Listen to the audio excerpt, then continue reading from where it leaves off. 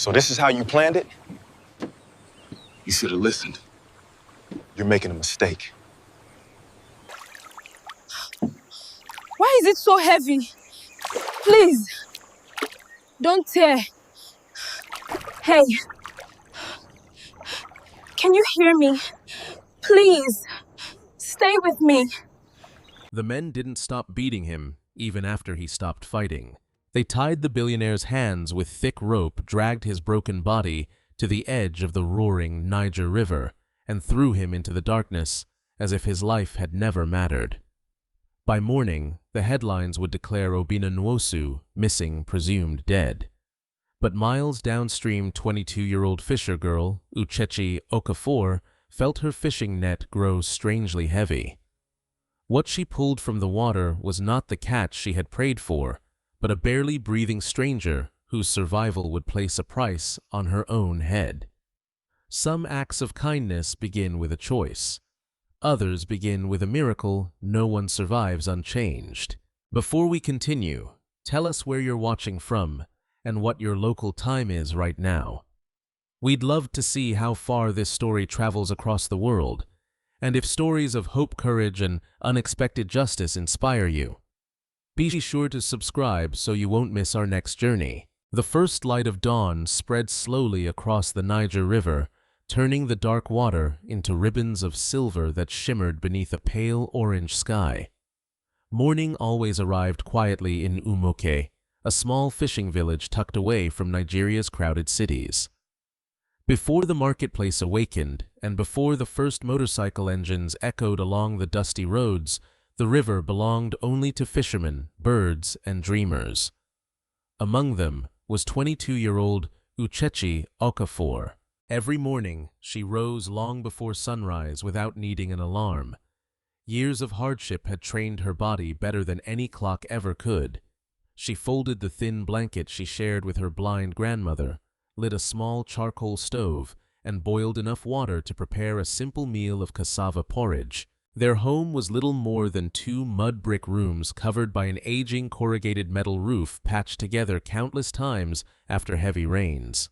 Whenever storms arrived, Uchechi placed old buckets around the floor to catch the dripping water before it soaked the woven sleeping mats. It was not the home she dreamed of, but it was home. She carried the steaming bowl toward the elderly woman sitting quietly beside the doorway. "Mama," Uchechi said gently. Mama Ngozi Okafor turned her cloudy eyes toward the familiar voice and smiled. "I knew you were already awake." The old woman replied warmly, "You always walk so softly, but a grandmother's ears never forget the footsteps she loves." Uchechi laughed softly as she placed the bowl into her grandmother's weathered hands. "You always say that, and I will keep saying it until the day I leave this world." Mama Ngozi had completely lost her sight nearly 8 years earlier after an untreated illness. Medical care had been too expensive, and by the time anyone offered help, it had already been too late. Since then, Uchechi had become everything: granddaughter, provider, caregiver, protector. She had abandoned her own dream of attending university after her parents died in a bus accident when she was only 14 years old. Every coin she earned now went toward food, medicine, fishing equipment, and keeping their tiny home standing. Many people pitied her. Few understood her. She never complained. Complaining did not fill empty stomachs. Complaining did not repair broken fishing nets. Complaining never convinced sickness to leave. After breakfast, Uchechi helped Mama Ngozi sit comfortably beneath the shade of a large mango tree beside the house. "I'll return before the afternoon heat," she promised. "May the river be kind today," Mama Ngozi whispered, "and may it finally send us enough fish to pay Mr. Okiki." The old woman sighed. The village shopkeeper had allowed them to buy food on credit for nearly 2 months. His patience was running out, though he never said so directly. Uchechi lifted the worn fishing nets onto her shoulder before pulling the small wooden canoe toward the riverbank. The canoe had belonged to her father. Its faded blue paint had almost disappeared beneath years of scratches and repairs. Every season brought another crack to seal another board, to replace another leak to patch. Like its owner, the little boat refused to surrender. The village slowly awakened around her. Women swept dusty front yards. Children carried yellow water containers toward the communal well. Roosters crowed from every direction. Smoke rose gently from cooking fires. Old fishermen greeted her with respectful nods. "Morning, Uchechi. May today's catch be better. You deserve a lucky day." She answered each greeting with the same humble smile. Kindness cost nothing. That was something her grandmother had taught her long ago. As the canoe drifted farther from shore, the sounds of the village faded until only water and birds remained. This was where Uchechi felt closest to her parents. Her father had taught her everything she knew about fishing. Never fight the river. Listen before you act. Respect nature. Take only what you need. Those lessons had become part of who she was. She paddled toward one of her usual fishing spots near a cluster of reeds, where fish often gathered during cooler mornings. The first inique came up nearly empty. Only 3 small tilapia. She sighed. Not enough. The second net was worse. 1 fish, 2 broken floats. She quietly repaired the damage before casting again. Hours passed. The sun climbed higher. Sweat collected along her forehead, despite the cool breeze flowing across the river. By mid-morning, disappointment settled over her. If the catch remained this poor, there would be no money for medicine that week. She closed her eyes briefly. "Please," she whispered toward the calm water. "Just enough. Not wealth, not miracles. Only enough." She rowed farther downstream than usual. Few fishermen bothered coming this far because the current became stronger, and underwater branches often trapped expensive nets. Risky places sometimes held better opportunities. She carefully threw her largest net into the river before waiting patiently. Several minutes passed. Nothing. Then, the rope suddenly tightened. Hard. Uchechi nearly lost her balance. Her eyes widened. The weight pulling beneath the surface was unlike anything she had ever caught. For one hopeful moment, excitement filled her heart. A giant catfish, perhaps several fish tangled together. Enough to feed the village. Enough to repay every debt. Enough to repair the roof. Enough to buy medicine. She wrapped the rope around her hands and pulled with all her strength. The resistance grew even heavier. Whatever was below refused to move. Her breathing became uneven. Slowly, steadily, centimeter by centimeter. The net finally began rising toward the surface. Dark shapes appeared beneath the water. Something long, something heavy, something human. Uchechi froze. The current pushed the canoe sideways. She stared in disbelief as the tangled fishing net revealed the pale face of an unconscious man floating just beneath the surface. His wrists were still bound by thick rope. Bruises covered his face. His expensive clothes were torn and soaked. Blood had dried along one side of his forehead, though the river had washed most of it away. For several terrifying seconds, Uchechi could not breathe. Her first thought was simple. He's dead. Every instinct screamed at her to cut the net loose and paddle away. If this was murder, whoever had done it might still be nearby. Villagers had disappeared before. People who asked too many questions sometimes vanished. Fear tightened around her chest. She reached toward the stranger with trembling fingers. His skin felt cold, very cold. She hesitated, then placed 2 fingers gently against his neck. Nothing. Or perhaps, she wasn't sure. The canoe rocked violently with the current. She leaned closer. Again. There. So faint she almost missed it. A heartbeat, weak, slow, but alive. Oh God, Her whisper disappeared into the morning breeze. She quickly untied the heavy fishing net while struggling to pull the unconscious man fully into the canoe. He was much larger than she expected. Broad shoulders, strong build. Even unconscious, he was difficult to lift. Twice, she nearly slipped into the river herself. Finally, after exhausting minutes of desperate effort, she managed to roll him across the side of the canoe. He lay motionless at her feet. His breathing came in shallow, uneven gasps. His wrists were deeply bruised where the ropes had bitten into his skin. Someone had wanted to make certain he would never return. Uchechi looked up and scanned both riverbanks. Empty, silent. No boats, no voices, only distant birds. She knew exactly what most people would do. Report him, leave him, protect themselves. That would be safer, much safer.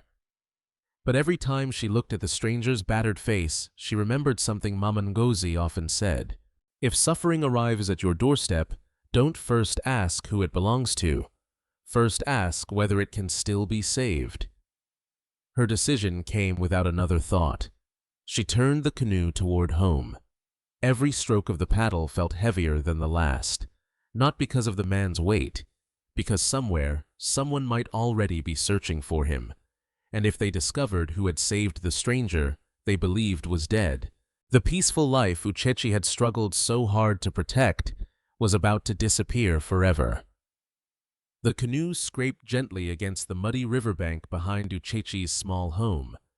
She remained still for several seconds listening. Only birds, the rustling of tall grass, the distant laughter of children walking toward the village school. No strangers, no approaching engines. She released a slow breath before climbing out of the canoe. Now came the impossible part. The unconscious man was far too heavy for her to carry alone. She looked around desperately until her eyes landed on an old wooden cart her father had once used to transport fishing baskets. One wheel leaned awkwardly to one side, but it still worked. "Please don't break today," she whispered as she dragged it toward the shore. Using every ounce of strength she possessed, Uchechi slowly pulled the stranger from the canoe. His soaked clothes made him even heavier. More than once she nearly lost her footing in the slippery mud, but somehow she managed to roll him onto the cart. Only then did she notice how expensive his clothing truly was. Although torn and stained, the fabric was unlike anything sold in the village market. His leather shoes, now soaked beyond recognition, had once been handmade. A broken wristwatch still clung to his arm. Its crystal face was shattered, but the craftsmanship suggested it had cost more than her family earned in several years. Who was this man, and who hated him enough to leave him for dead? She pushed the cart slowly toward the back entrance of the house, careful to avoid the main road.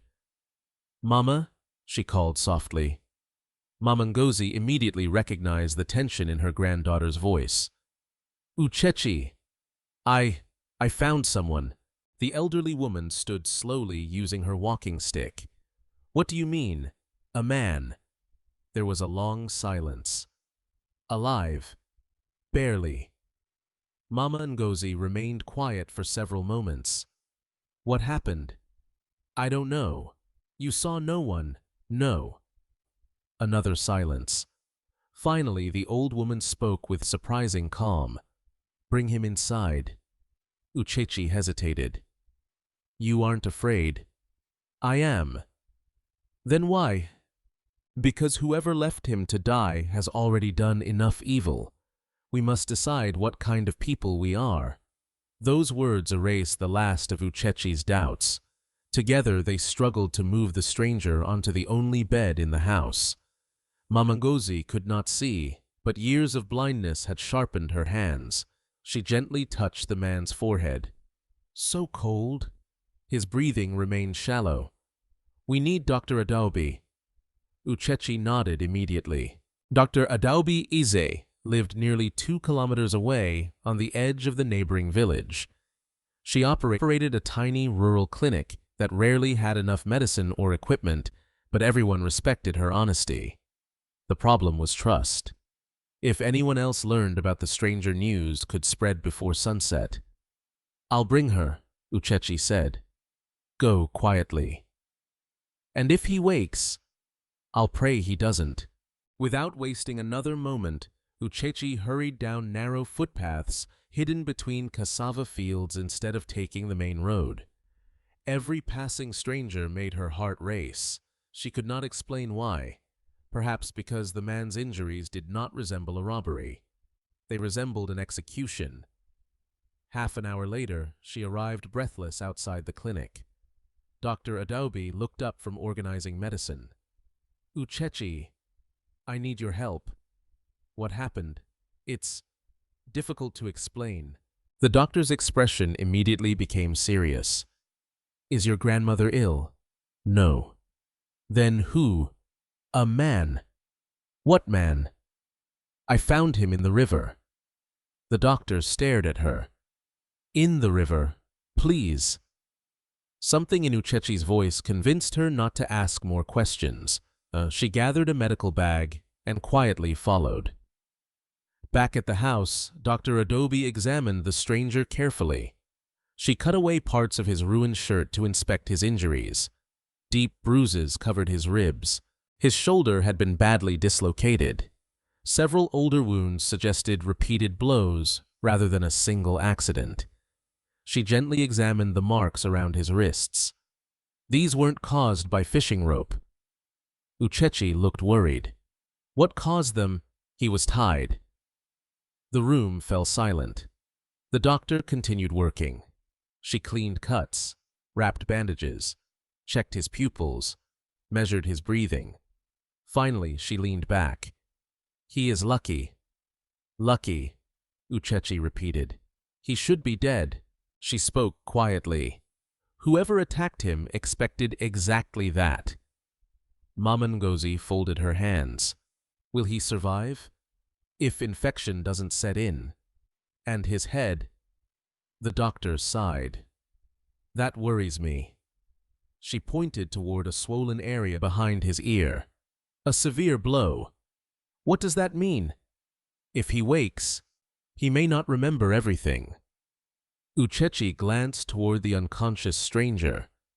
Everything. Sometimes people forget names. She paused. Sometimes entire lives. The room became very still. Dr. Adobe lowered her voice. Listen carefully. Both women turned toward her. If this man truly was attacked intentionally, then someone may come looking. You think they'll return? I would. Uchechi felt her stomach tighten. What should we do? The doctor considered her answer. Don't tell anyone. Not even the village chief. No. The police. Not yet. But if corrupt people are involved, the wrong ears could hear before the right ones. She reached into her medical bag. I'll return every evening. And if anyone asks, I was treating your grandmother. Before leaving, she placed a firm hand on Uchechi's shoulder. You've chosen a dangerous kindness. I couldn't leave him. I know. But understand something. The doctor's voice became almost a whisper. Sometimes saving a stranger means inviting his enemies into your own home.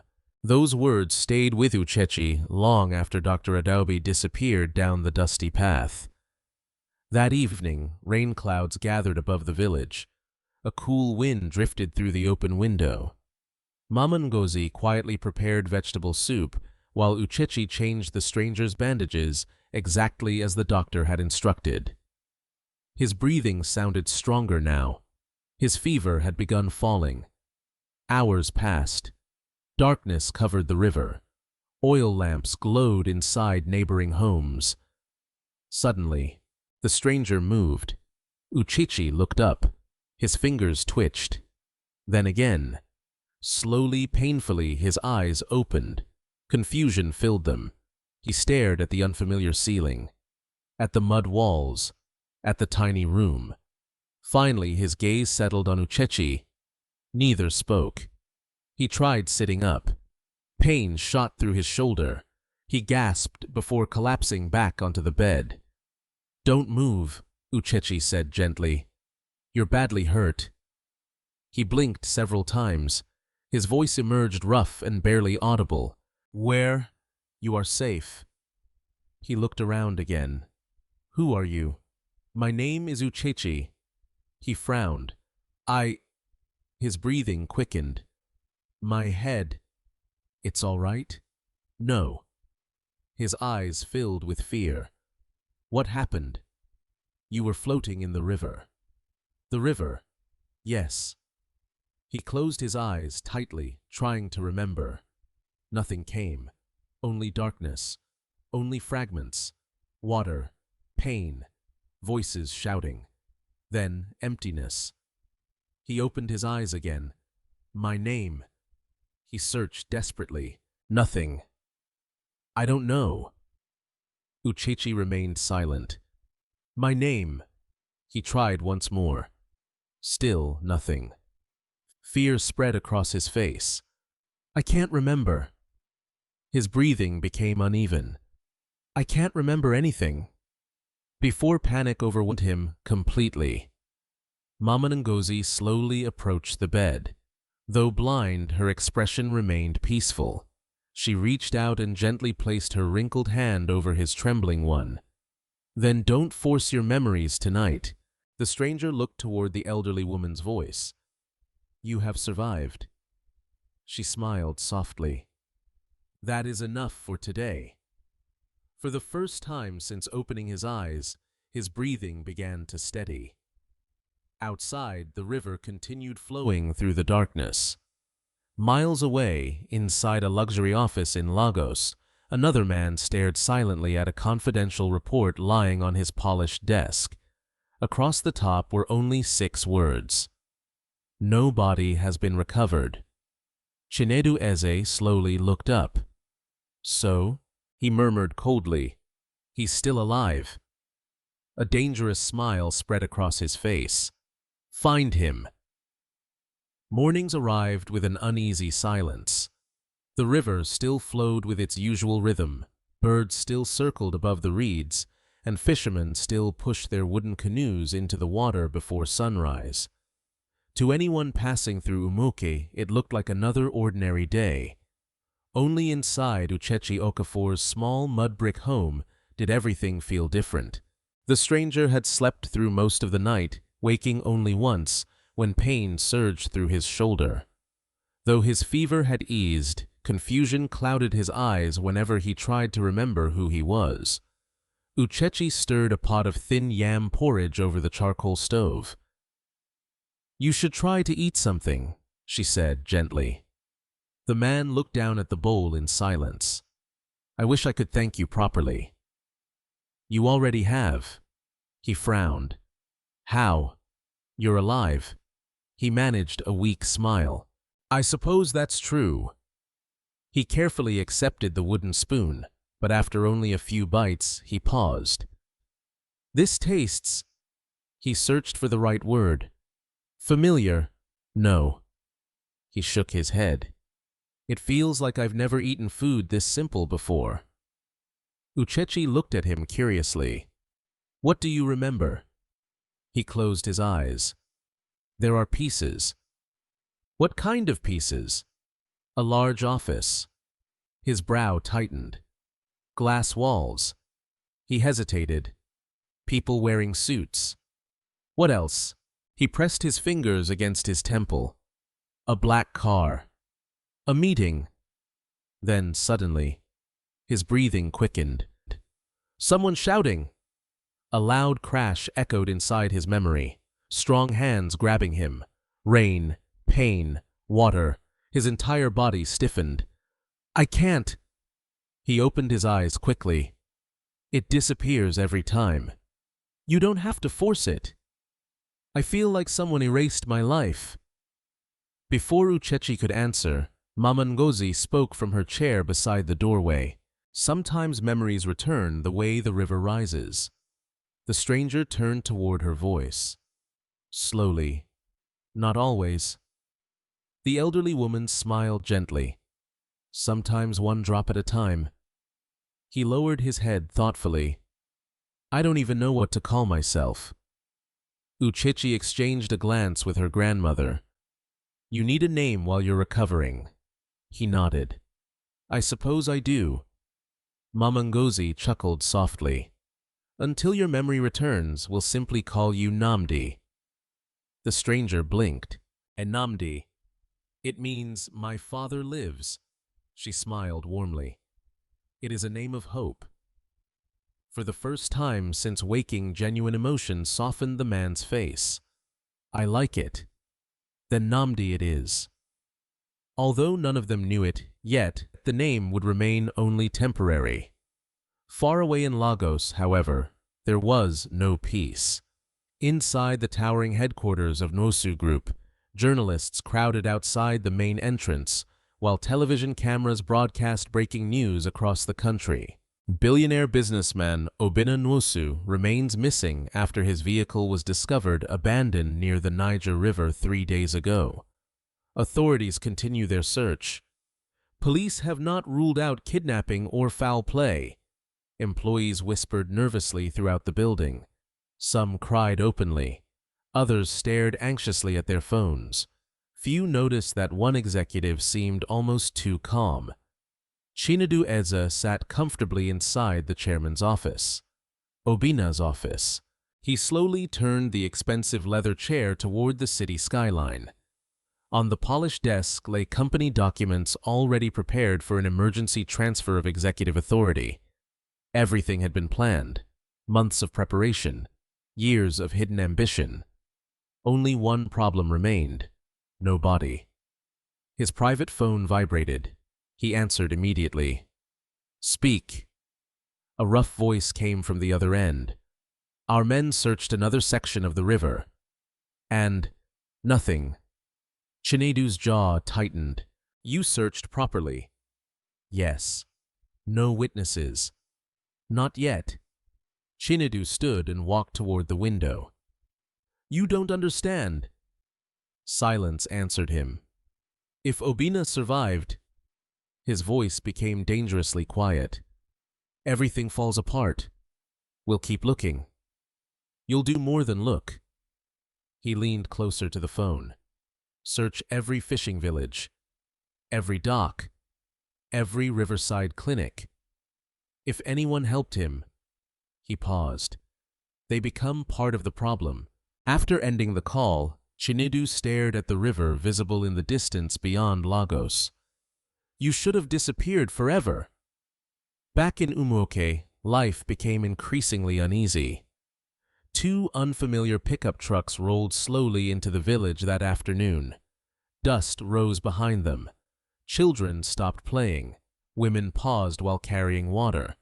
Even the fishermen looked up from repairing nets. Strangers rarely visited, especially well-dressed strangers. 4 men stepped out. They wore dark trousers, neatly pressed shirts, and reflective sunglasses despite the cloudy weather. One carried a clipboard.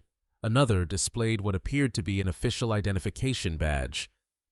We're conducting a government investigation, the tallest man announced loudly. We're looking for anyone who may have seen unusual activity on the river during the past week. Villagers exchanged uncertain glances.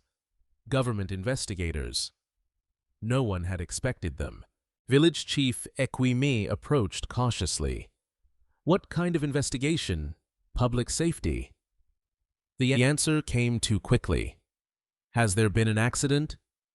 The man smiled politely. Routine questions. His smile never reached his eyes. From behind a woven fence, Uchechi quietly watched everything. Something felt wrong. Government officials usually arrived with local police. These men carried no police vehicles, no uniforms, no local representatives. Only expensive boots, strangely clean for men supposedly working along muddy riverbanks. Mama Ngozi quietly stepped beside her. What do you hear? Visitors. Many. 4. The old woman listened carefully. Describe their voices. They sound, Uchechi hesitated, like men pretending to be friendly. Mama Ngozi slowly tightened her grip on her walking stick. Keep Nnamdi inside. The strangers spent hours questioning fishermen. Did anyone find a body? No. An injured traveler? No. Any abandoned boats? No. Each answer increased their frustration. Finally, one of the men approached old fisherman Baba Chukwu. You fish downstream, don't you? Sometimes. You never found anyone floating. The old fisherman scratched his beard. I've found goats, logs, sometimes crocodiles, but never people. The investigator smiled thinly. If you remember anything, he handed over a business card. Call immediately. As the trucks drove away, dust filled the air once again. Most villagers returned to their work, but not everyone believed the visitors. That evening, Baba Chukwu quietly visited Uchechi's home, carrying a basket of smoked fish. I brought supper. Uchechi welcomed him inside. After greeting Mama Ngozi, the elderly fisherman lowered his voice. Those men. You didn't trust them either, Uchechi asked. He shook his head. I have seen government investigators before. And they ask questions. What did these men do? They hunted. A heavy silence settled inside the room. Before leaving, Baba Chukwu looked directly at Uchechi. If you're hiding trouble, she froze. Be careful, he smiled kindly. I won't ask questions. Then he quietly walked away. Later that night, rain tapped softly against the metal roof. Nnamdi, still unaware he was truly Obinna Nwosu, sat near the doorway, watching lightning flicker above the river. I keep feeling like someone is searching for me. Uchechi looked toward him. What makes you think that? I don't know. He rubbed his forehead. It's just... He paused. A feeling. Outside, thunder rolled across the dark sky. Far beyond the village, 4 pickup trucks continued driving along the winding roads beside the Niger River. Inside the lead vehicle, Ifeanyi Okoro unfolded a detailed map. Several villages had already been crossed out. His finger stopped on one remaining location. Umok. He looked at the driver. We return there tomorrow. Why, because someone is lying. He smiled without warmth. And I intend to find out who. The rain finally stopped sometime before dawn. When the first rays of sunlight broke through the clouds, the village seemed freshly washed. Tiny drops of water clung to banana leaves, children chased each other through muddy paths, and fishermen prepared their boats for another long day on the river. Inside the small Okafor home, Obinna, still known only as Nnamdi, had already awakened. For the first time since Uchechi rescued him, he managed to sit up without grimacing in pain. His shoulder remained stiff, and every deep breath reminded him of bruised ribs, but his strength was slowly returning. Uchechi noticed immediately. You shouldn't move too much. I've been lying down for days. You almost died. He smiled faintly. I suppose that's a good reason. She handed him a cup of warm ginger tea. Drink. He accepted it gratefully. I don't know how I'll ever repay you. You don't owe us anything. I owe you my life. Uchechi shook her head. My grandmother says life isn't a debt. What is it then? A gift? He lowered his eyes thoughtfully. Those simple words stayed with him far longer than he expected. After breakfast, he insisted on stepping outside despite Uchechi's protests. The sunlight felt strangely comforting against his face. He stood quietly, watching the river flow beyond the trees. Everything looked unfamiliar, yet somehow peaceful. Children waved as they walked past. He waved back without thinking. A little boy stopped. Are you Uchechi's cousin? The stranger smiled awkwardly. I don't know. The boy frowned. You don't know, Uchechi laughed. He's still recovering. Satisfied enough, the child continued toward school. The stranger watched him disappear. Children ask honest questions. They haven't learned to pretend. He nodded slowly. I think adults forget that. Not long afterward, Uchechi carried several damaged fishing nets into the yard. She sat beneath the mango tree and began repairing torn sections with practiced hands. The stranger watched silently. May I help?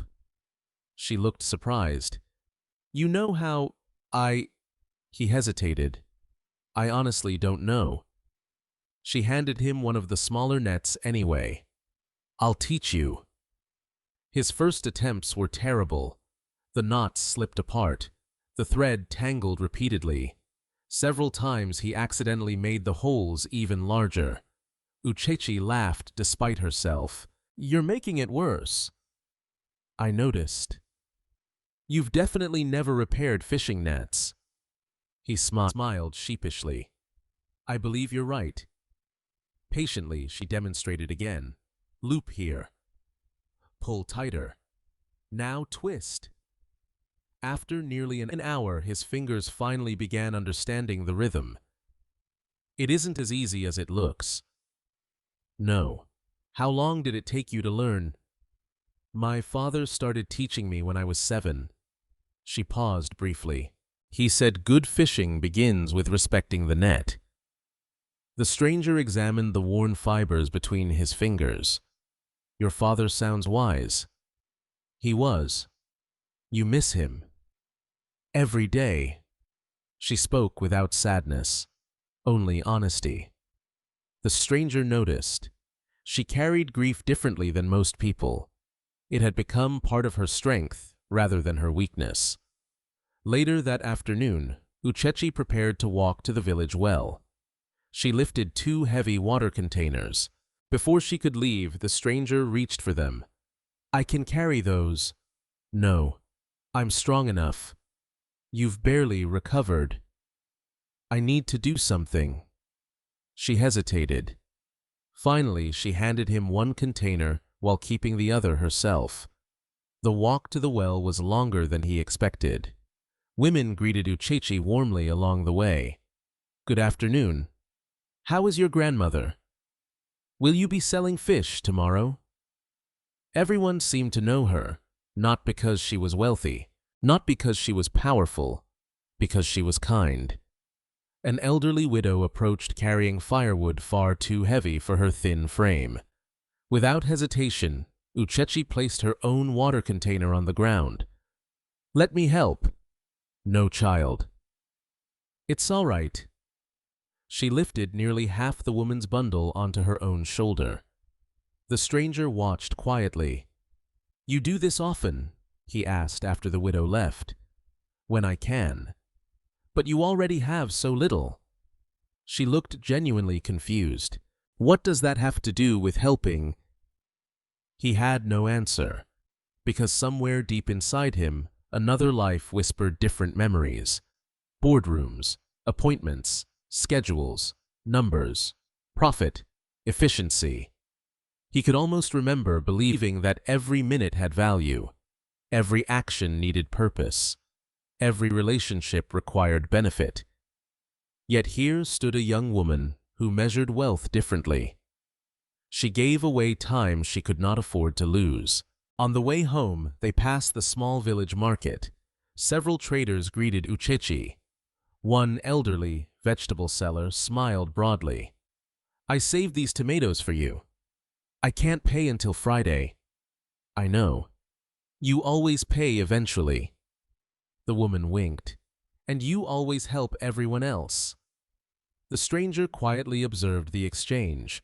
No contracts, no signatures, only trust. That evening, while Mama Ngozi rested, the stranger wandered into the tiny storage room searching for firewood. Instead, he found an old wooden box. Inside lay carefully folded school certificates. Curious, he examined them. Every report card belonged to Uchechi. Excellent grades. outstanding performance, academic awards. One certificate caught his attention. Admission offer, University of Nigeria. He frowned. When Uchechi entered moments later, she froze. You found those. You were accepted to university. She nodded quietly. Why didn't you go? She remained silent. I couldn't. Why? She smiled sadly. My grandmother needed me. And the money. There wasn't enough. He looked again at the certificates. You were one of the best students. I suppose. You gave all this up. She gently closed the box. Dreams don't disappear. They just wait. Something tightened inside his chest. He remembered nothing about his own past. Yet, somehow, he knew he had once taken opportunities for granted. This young woman had sacrificed hers without bitterness. That realization humbled him more than any injury. The following morning, Dr. Adobe arrived for another examination. She listened carefully to his heartbeat before checking his shoulder. You've recovered remarkably well. Thanks to all of you, she smiled. Your body is healing. But your memory, he sighed, still scattered. Any new flashes? He nodded.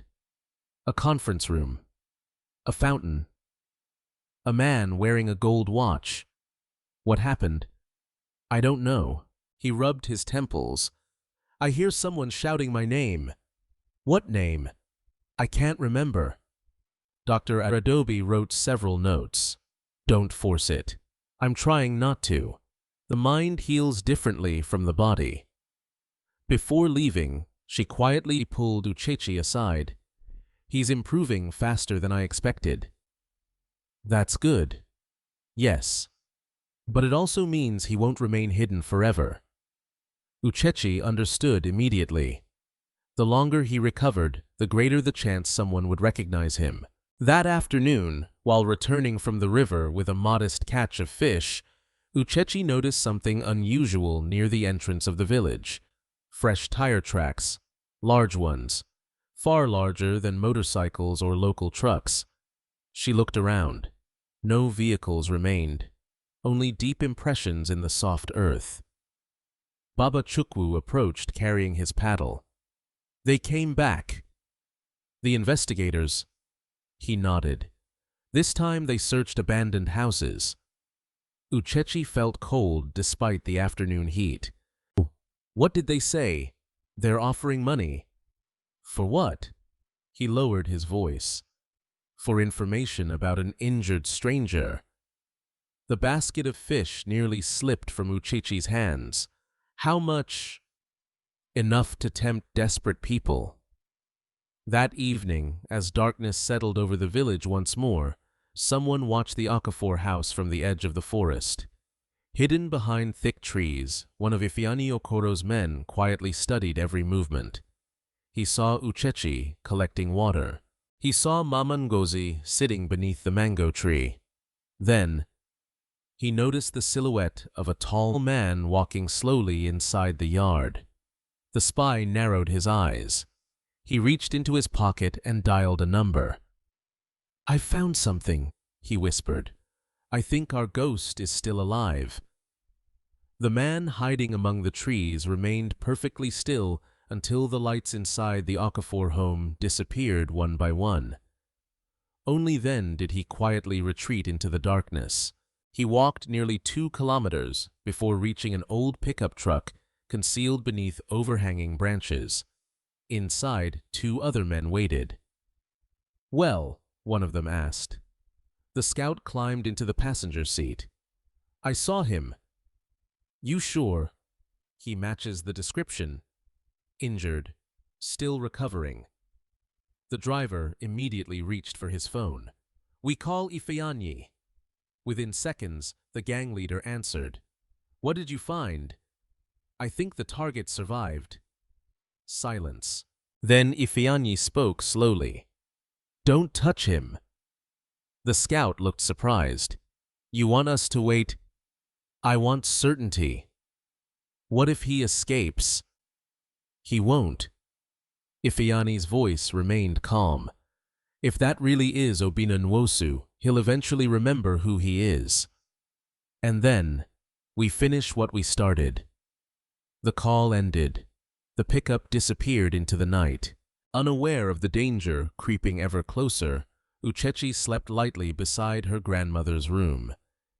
She had developed the habit during the past several nights, waking at the slightest unfamiliar sound. Just before sunrise, she heard movement. She quietly stepped outside. The stranger, still called Namdi, was sitting beneath the mango tree watching the river. "You should be sleeping," she said. He smiled faintly. "I tried. And my mind wouldn't let me." She sat beside him. "What happened?" "I dreamed." Her expression brightened. "You remembered something." "I think so." "What did you see?" He stared toward the flowing river. "A building." "What kind?" "Very tall. Glass everywhere." He closed his eyes. There was a conference table. People arguing. He paused. "I stood at the end."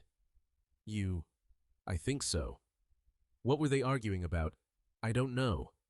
His fingers tightened around the wooden bench, but someone kept saying. He struggled to hear the fading memory.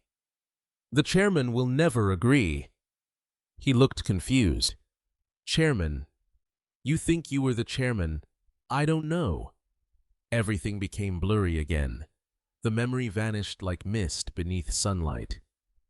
He sighed heavily. "It keeps happening." Uchechi offered a reassuring smile. "You remembered more than yesterday." "I also remembered another thing." "What?" He looked embarrassed. "I knew exactly how to calculate the weight of the fish you caught." She laughed. "That's a strange memory." "I don't even know why I know it." They both laughed quietly. For a brief moment, the fear surrounding them disappeared. After breakfast, Uchechi prepared to visit the market, while Namdi insisted on repairing the broken fence surrounding the house. "You don't have to work," she reminded him. "I want to." "Your shoulder." "It hurts less."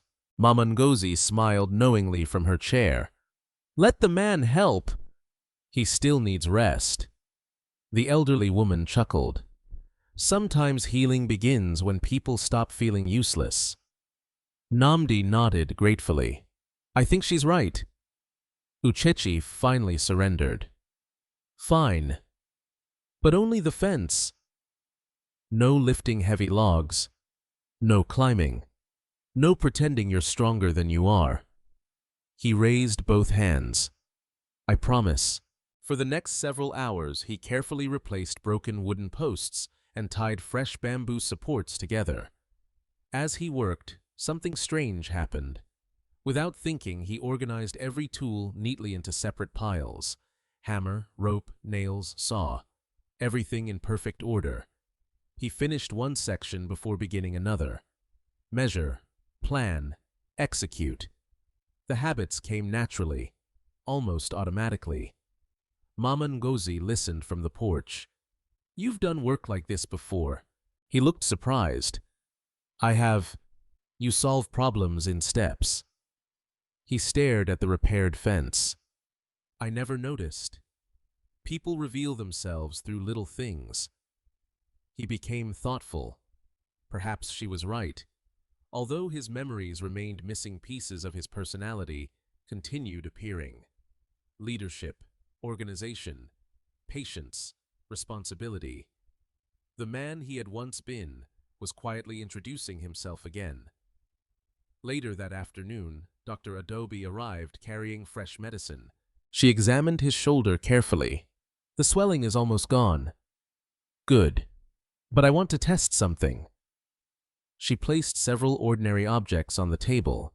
A spoon, a pen, a notebook. Then she handed him the pen. "Write your name." He frowned. "I don't know my name." "Just let your hand move." He hesitated before lowering the pen. Without conscious thought, elegant handwriting appeared across the paper. The first letters formed naturally. O. B. He suddenly froze. His breathing became uneven. The pen slipped from his fingers. "What happened?" Uchechi asked. He stared at the unfinished word. "I almost knew." Dr. Adobe examined the page. Only 2 letters remained. OB, nothing more. "Does it mean anything?" she asked gently. He shook his head. "I don't know." But deep inside his mind, another image flickered. A polished office door. Silver letters. Obinna Nwosu, Chief Executive Officer. The image disappeared before he could fully read it. His headache returned immediately. Dr. Adobe placed a comforting hand on his shoulder. "Enough for today. I'm close. I know. I can feel it. And forcing it will only slow your recovery." Reluctantly, he nodded. That evening, Uchechi walked to the small village market alone. She needed cooking oil and medicine for Mama Ngozi. The marketplace bustled with its usual energy. Children ran between stalls. Women bargained over vegetables. Motorcycles carried passengers through narrow paths. Everything seemed normal. Until she noticed 2 unfamiliar faces. The men stood beside a tea stand pretending to drink. Yet neither touched his cup. Instead, they quietly watched people entering and leaving the market. One of them unfolded several photographs. Uchechi couldn't see the images clearly, but she instinctively turned away. Something about them felt wrong. She purchased only what she needed before quickly heading home. As she passed the old tailor shop, she overheard part of a conversation. "Reward? Any information? Injured man?" Her heart skipped. Without stopping, she continued walking. Only when she reached the edge of the village did she finally breathe again. Someone was paying people to search. That meant the danger was no longer hidden. It was spreading. Back in Lagos, Samuel Nnamdi sat alone inside his office at Nwosu Group. Unlike most executives, he refused to remove the framed photograph of Obinna from his desk. They had worked together for nearly 15 years. Samuel knew his employer well. Too well. Nothing about the official explanation made sense. No ransom demand, no witnesses, no financial activity, no body. He opened Obinna's personal calendar stored on a secure computer. The final appointment before his disappearance caught his attention. Private meeting location, Riverside project site. Attendees Obinna Nwosu Chinedu Eze. Samuel frowned. He had never attended that meeting. Why he checked security records? Surprisingly, someone had deleted portions of the company's surveillance footage from that day. Deleted. Not corrupted. Deliberately erased. Samuel slowly leaned back in his chair. His heartbeat quickened. This wasn't an accident. He immediately copied the remaining files onto a secure flash drive. If someone inside the company had betrayed Obinna, he needed proof before confronting anyone. Outside his office, Chinedu Eze watched through the glass wall. He smiled politely when Samuel looked up, but behind that smile lay calculation. Samuel was asking too many questions. Meanwhile, hundreds of kilometers away, another man unfolded a map inside the pickup truck parked near Umuke. Ifeanyi Okoro pointed directly at one location. "The house is here." His men leaned closer. "We move tomorrow night." "What about witnesses? If anyone interferes?" He folded the map slowly. "Leave no loose ends." The river, once a place of peace, had become the center of a deadly hunt. And neither Uchechi nor Obinna yet understood how close that hunt had come. The village awoke before sunrise to the unfamiliar growl of engines. Uchechi had barely finished lighting the charcoal stove when 3 pickup trucks rolled slowly into Umuke sending clouds of red dust drifting over the narrow roads. The noise alone was enough to draw curious villagers from their homes. She froze. "They're back," she whispered. Mama Ngozi, seated near the doorway, tilted her head toward the sound. "More vehicles this time." "3. And more men." "I think so." Namdi walked carefully to the small window. His shoulder had healed enough to allow slow movements, though sudden motions still caused sharp pain. 6 men climbed out of the trucks. Among them was the tall man who had questioned villagers 2 days earlier. Only this time, there was no attempt to appear friendly. Their smiles had disappeared. "They're searching again," Namdi murmured. Uchechi immediately pulled the curtain closed. "You shouldn't stand near the window." He nodded and stepped back. Outside, the leader of the group, Ifeanyi Okoro, adjusted the collar of his neatly pressed shirt before approaching the village chief. "We apologize for returning," he announced loudly enough for everyone nearby to hear. "This investigation has become more urgent." Chief Ekwime folded his arms. "You questioned everyone already. New information has come to light." "What kind of information?" "We believe a dangerous criminal escaped into this area." The villagers exchanged uneasy glances. A criminal. Several women instinctively gathered their children closer. "What crime?" someone asked. Ifeanyi answered without hesitation. "He attacked innocent people before fleeing." The lie came so naturally that even some villagers believed him. "We're asking everyone to cooperate." Another man opened a black briefcase. Inside were stacks of crisp banknotes. A murmur spread through the crowd. "We're offering a generous reward," Ifeanyi continued. "Anyone providing useful information will receive $1,000. The amount stunned the village. Many families earned less than that in an entire year. Some fishermen stared at the money with wide eyes. Others quietly looked away. Chief Ekwime's expression hardened. "You expect us to betray our neighbors for money. If they're innocent, they have nothing to fear." The chief studied the stranger carefully. "You speak like someone selling fear." For the first time, Ifeanyi's smile weakened. Before he could answer, one of his men stepped forward. "We have permission to inspect abandoned buildings." "From whom?" the chief demanded.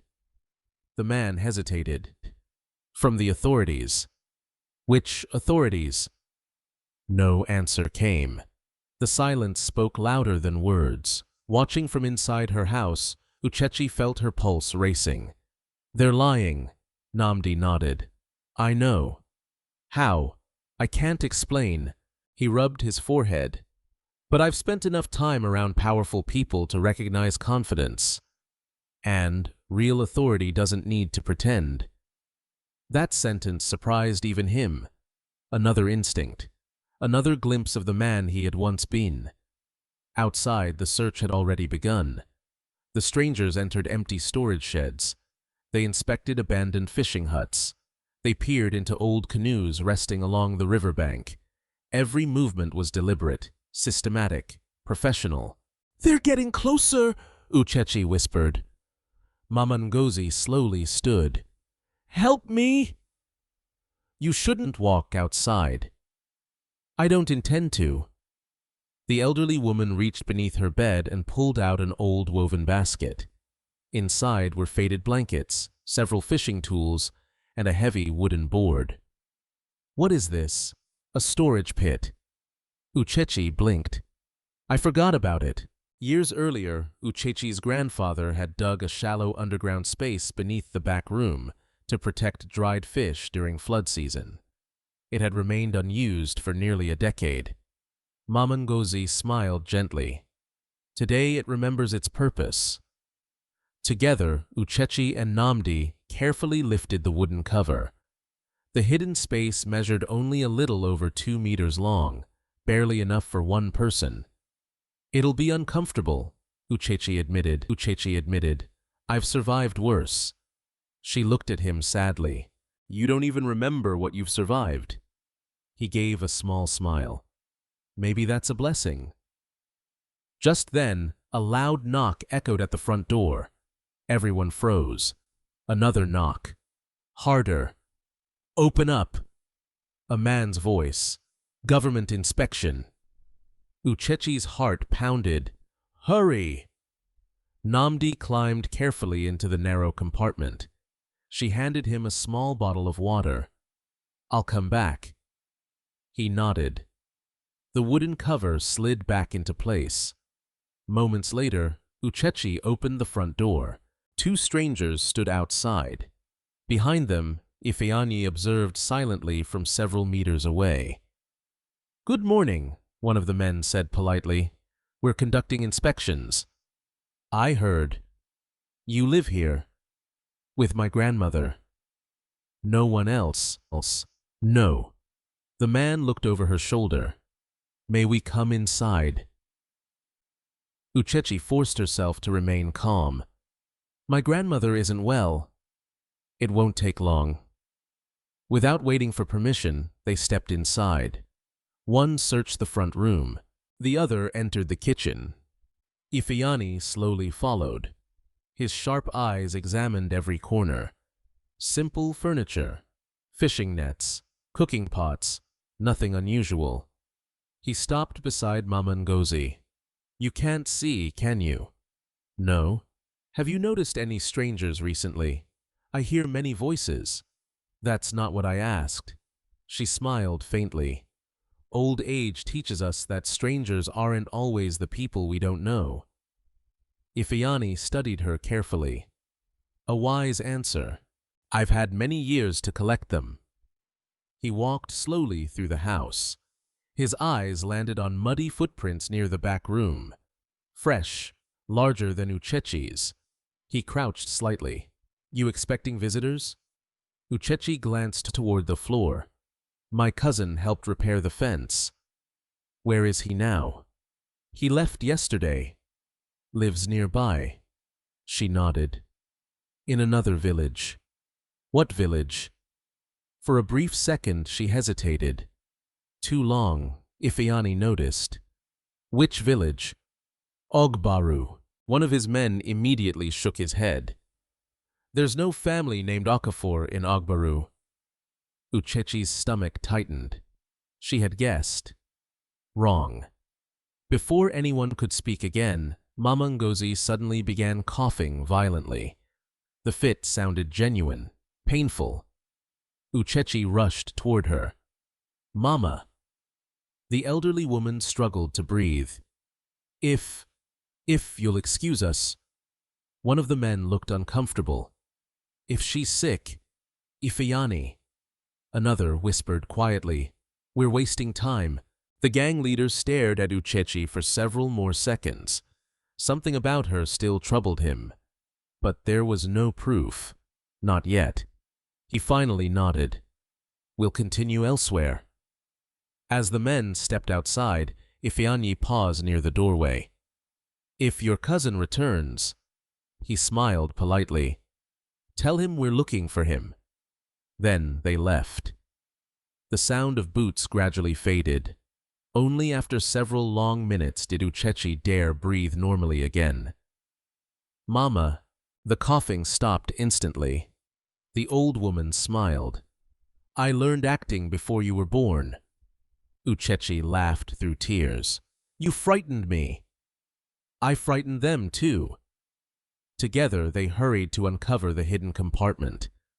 Namdi climbed out slowly, stretching stiff muscles. I heard everything. You stayed perfectly quiet. I wasn't sure I could. He looked toward the closed door. The leader. What about him? I've never seen his face before. He frowned deeply. But hearing his voice... A sudden flash exploded inside his mind. Rain, darkness, someone saying, throw him in. He gasped, his breathing quickened. I know that voice. Uchechi stepped closer. You remember him. Not his name. But... His eyes filled with certainty. He was there the night I almost died. Silence filled the room. For the first time, they no longer doubted. The men searching for him were not investigators. They were the very people who had tried to kill him. Outside the village, Ifeanyi climbed back into the pickup truck. One of his men asked, "Do you think she's hiding someone?" Ifeanyi looked toward the distant Okafor house. "I don't believe in coincidences." "What now?" He started the engine. "We don't search anymore. We watch." He smiled coldly. "Everyone makes mistakes.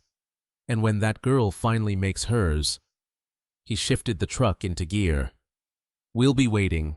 Nearly 600 kilometers away from the quiet fishing village of Umuke, the 43-story headquarters of Nwosu Group stood above the Lagos skyline like a monument to ambition. Every morning, thousands of employees streamed through its glass entrance, carrying laptops, coffee cups, and dreams of building successful careers. To the outside world, business continued as usual. Inside, however, everything had changed. The enormous portrait of Obinna Nwosu still hung in the executive lobby. Fresh flowers were replaced beneath it every morning. Many employees stopped briefly before entering the elevators, silently hoping their missing CEO would somehow return. Some still refused to believe he was dead. Among them was Samuel Nnamdi. As executive director of operations, Samuel had worked beside Obinna for almost 15 years. Their relationship had never been based merely on business. They trusted one another. That trust now refused to let Samuel accept the official story. He entered his office carrying a thick folder labeled Riverfront Expansion Project. It was the final project Obinna had personally supervised before disappearing. Samuel closed the door behind him and carefully spread dozens of documents across his desk. Construction permits, financial reports, meeting schedules, travel records. Everything appeared ordinary. Too ordinary. He picked up the attendance sheet from the final executive meeting. Only 3 names appeared: Obinna Nwosu, Chinedu Eze, Kelechi Uba. Samuel frowned. Normally, projects worth hundreds of millions of dollars required at least 8 executives. Why had only 3 attended? He reached for another file. Minutes from the meeting. Blank. No discussion. No signatures. No recommendations. It was as though someone had deliberately erased the entire event. A knock interrupted his thoughts. "Come in." His assistant entered. "Mr. Samuel, the board meeting begins in 10 minutes. "I'll be there." She hesitated.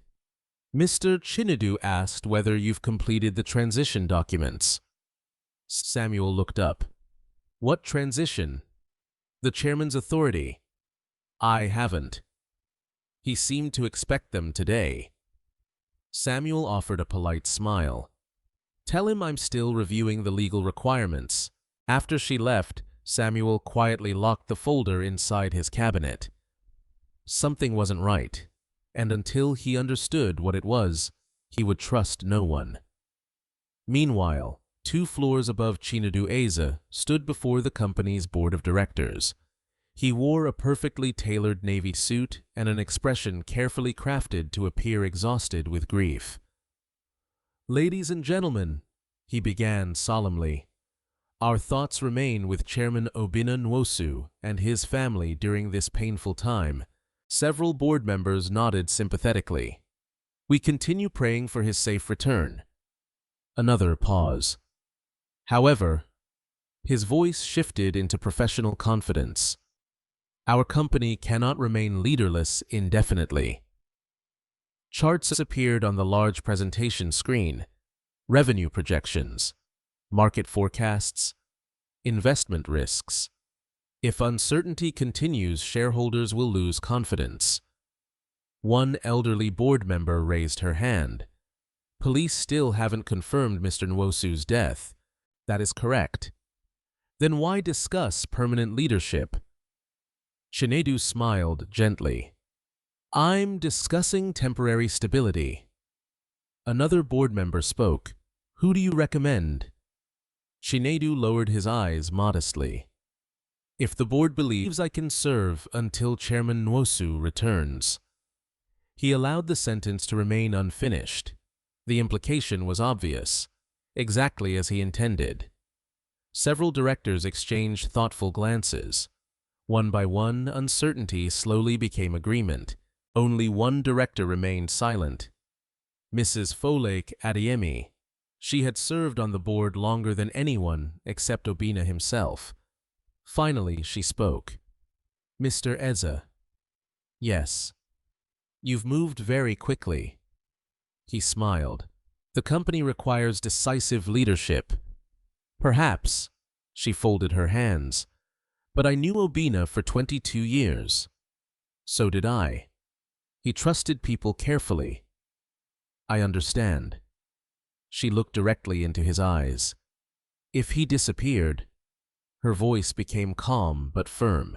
I would first ask who benefits. Silence settled across the conference room. For only a fraction of a second, Chinedu's smile weakened. Then it returned. An understandable question. Mrs. Adeyemi said nothing further, but her doubts remained. Elsewhere, inside the building company, lawyer Kelechi Uba hurried through a secure archive room, carrying several storage boxes. He unlocked a metal cabinet reserved for confidential executive records. One by one, he removed folders, original contracts, financial authorizations, private correspondence signed by Obinna. He placed everything into a shredder.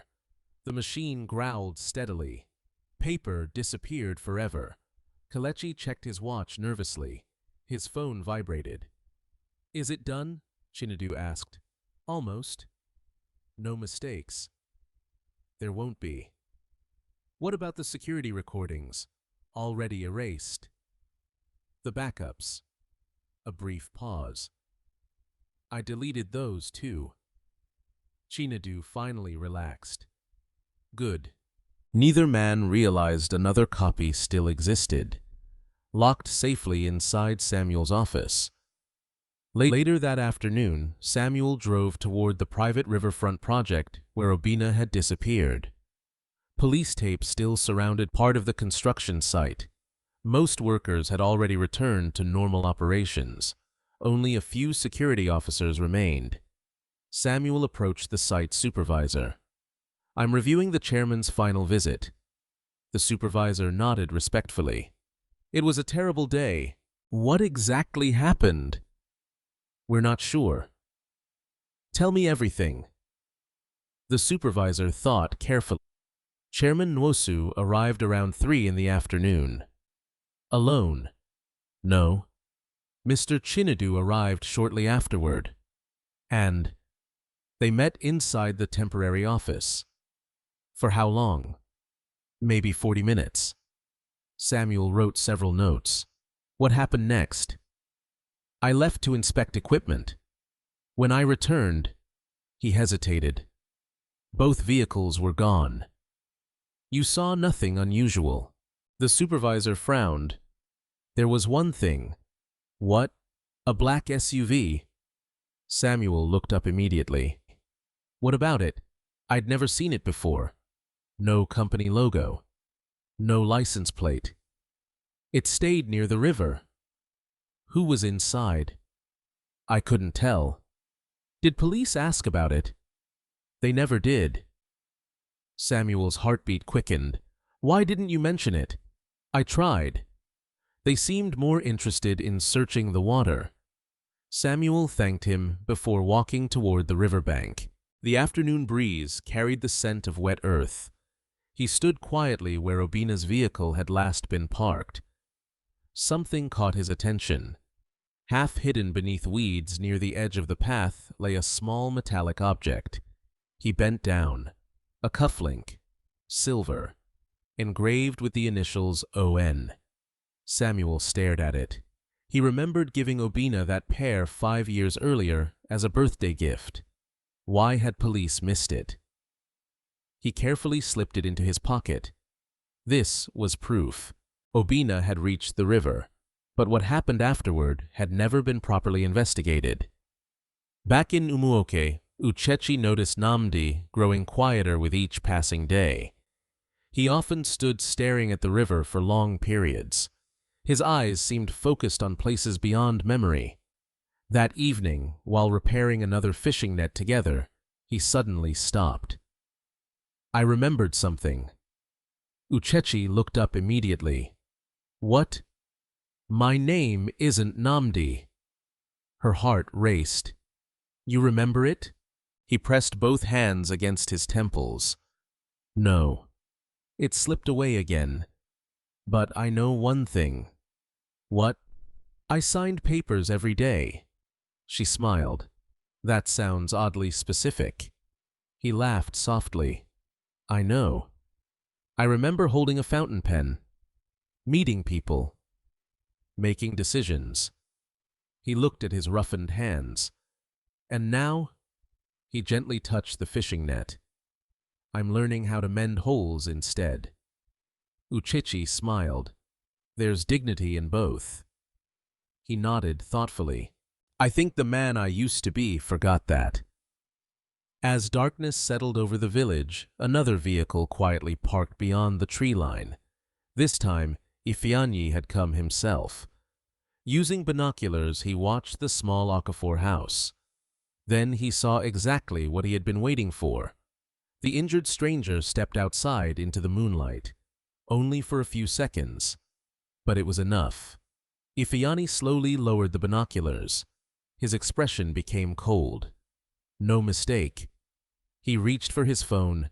It's him! A satisfied voice answered from Lagos.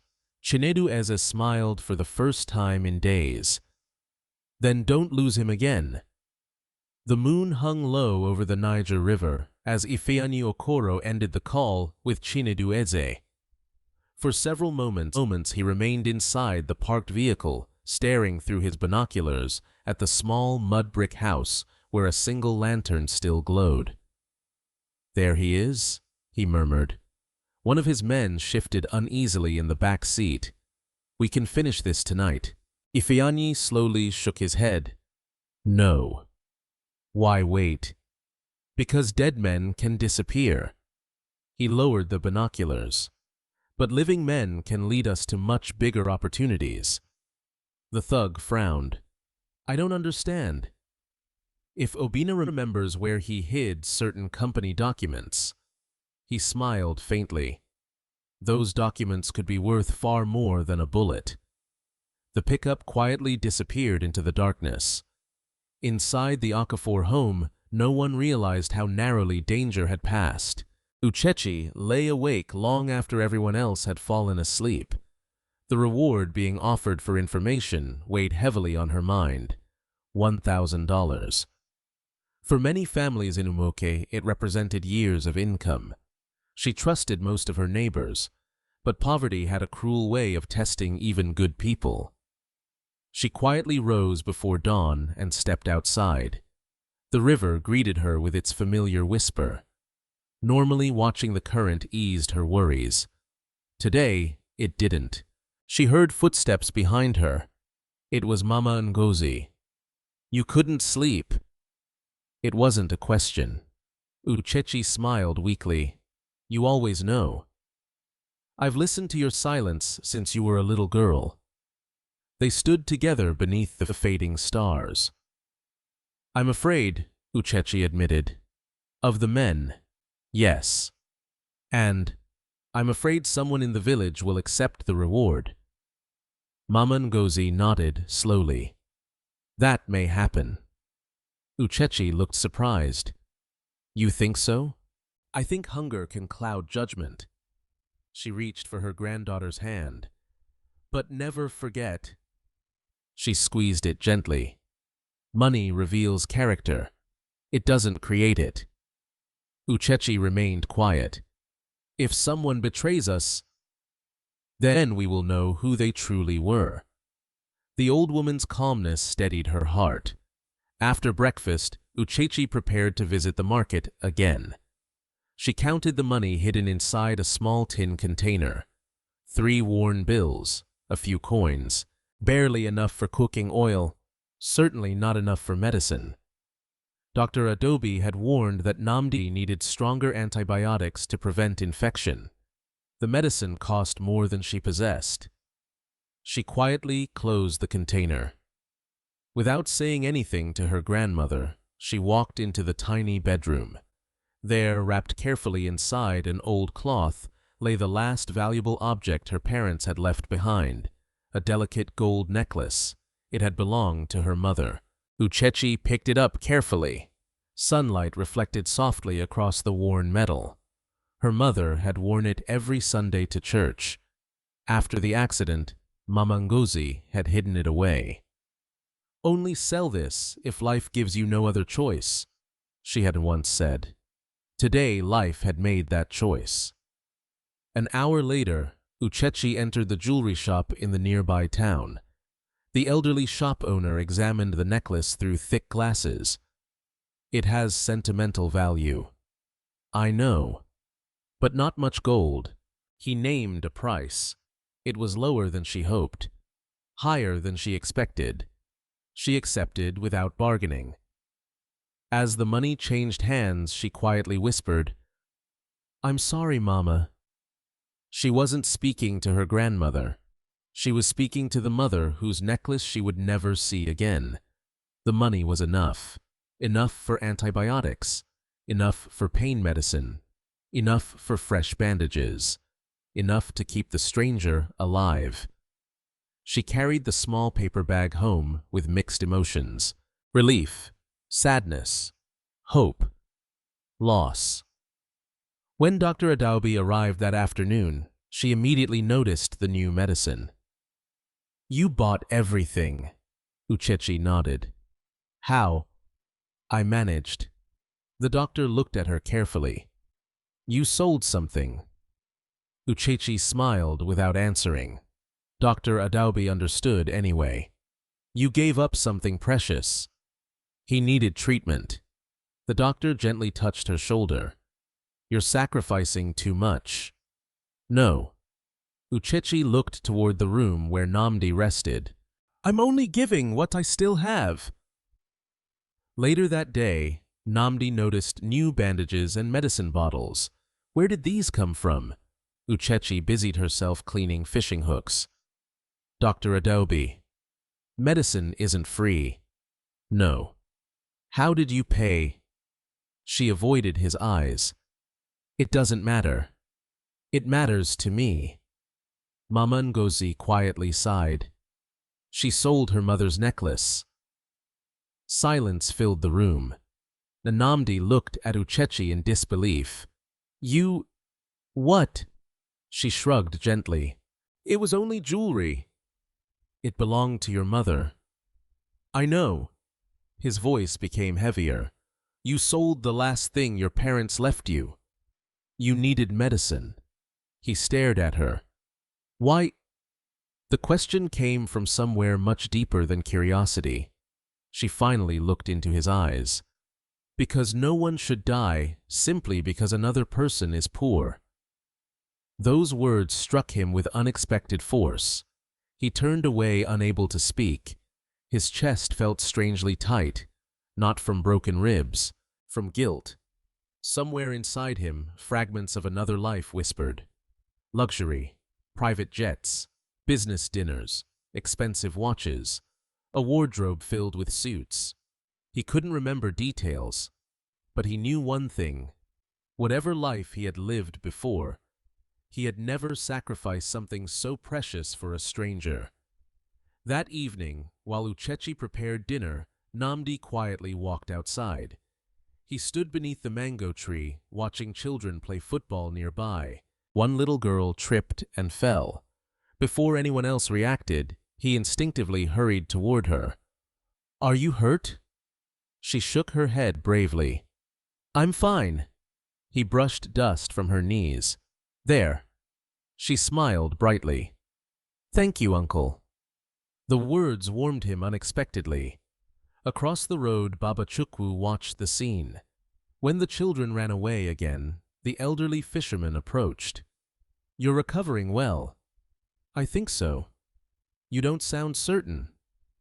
"I remember pieces, but not enough." Baba Chukwu nodded knowingly. "My wife suffered memory loss before she died." Namdi looked surprised.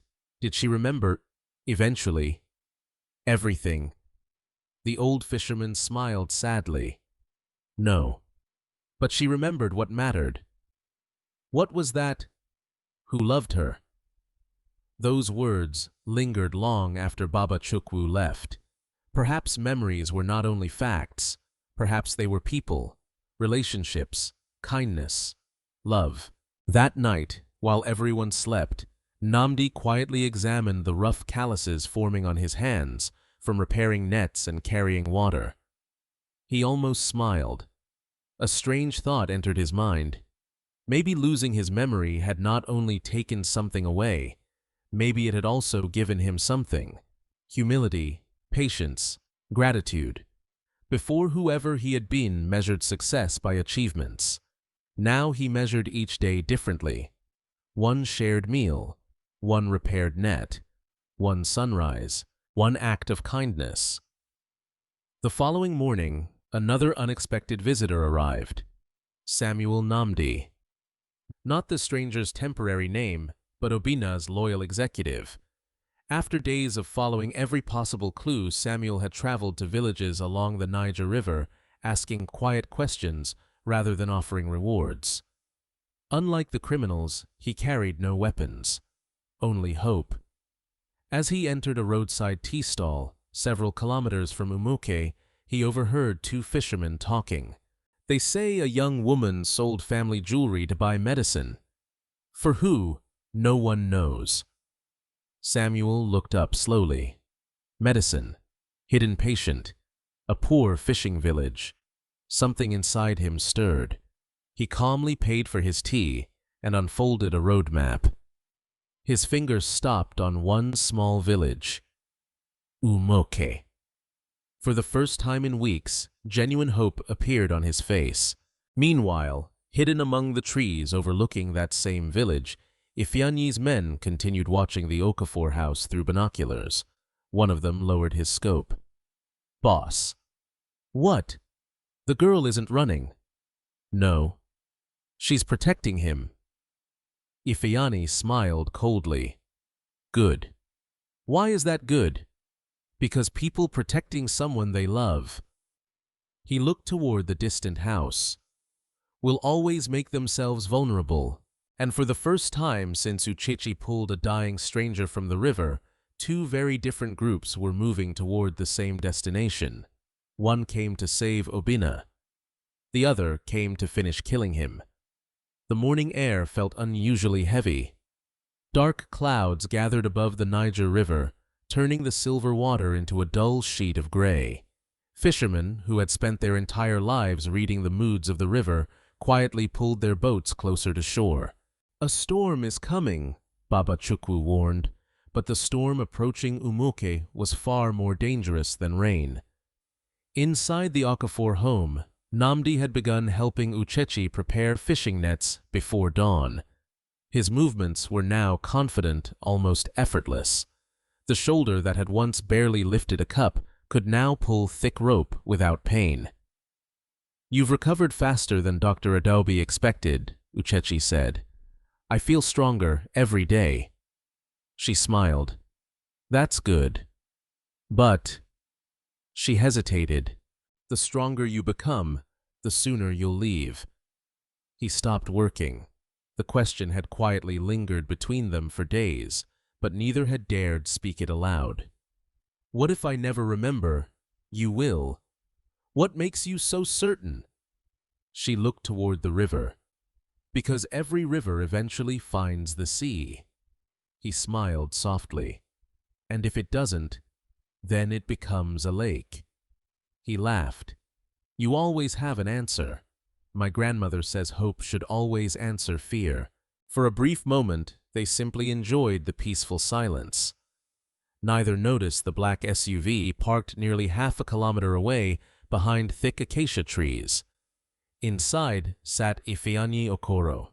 Through powerful binoculars, he watched every movement in the small yard. "Still alive," he murmured.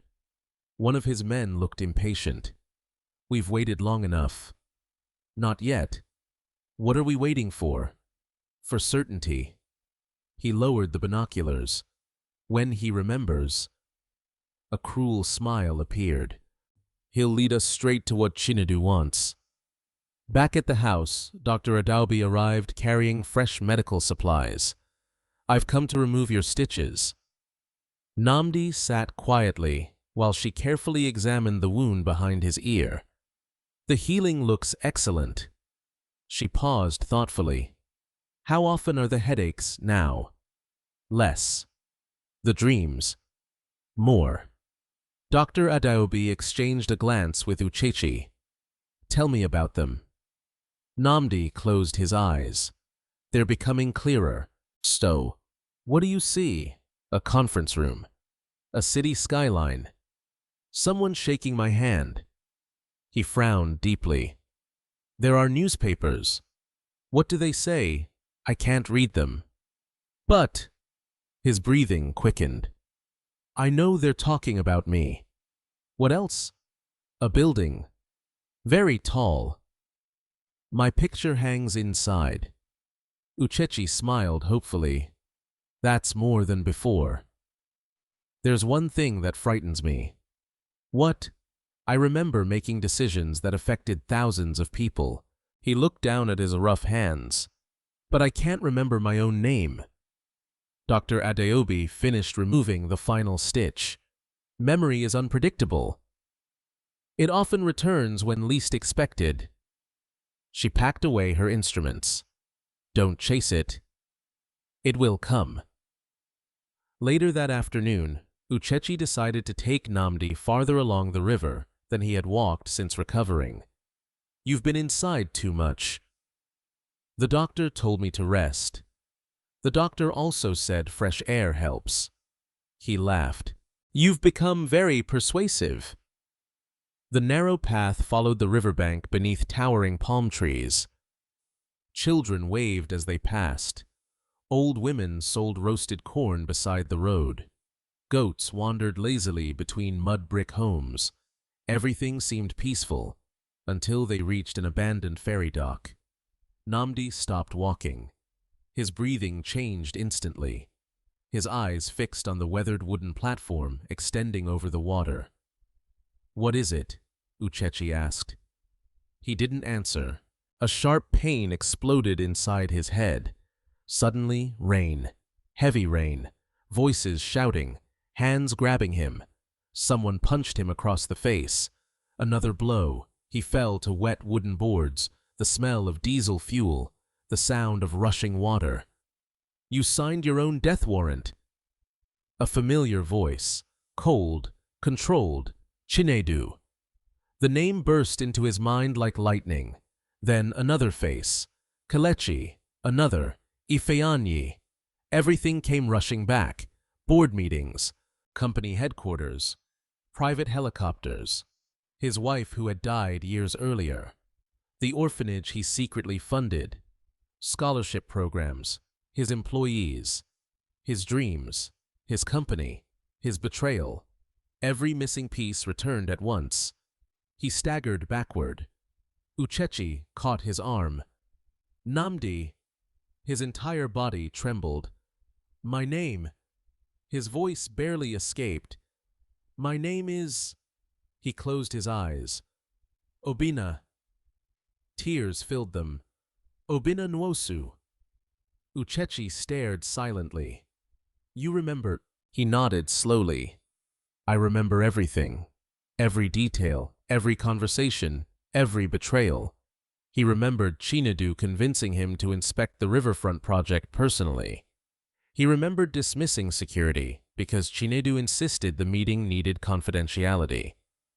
He remembered Kelechi presenting forged legal documents.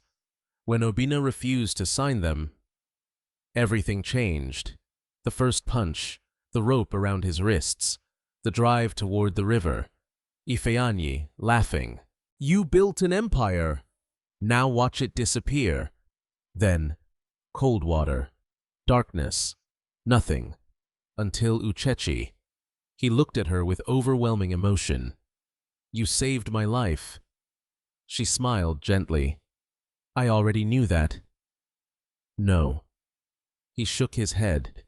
You don't understand. I'm Obinna Nwosu, the founder of Nwosu Group.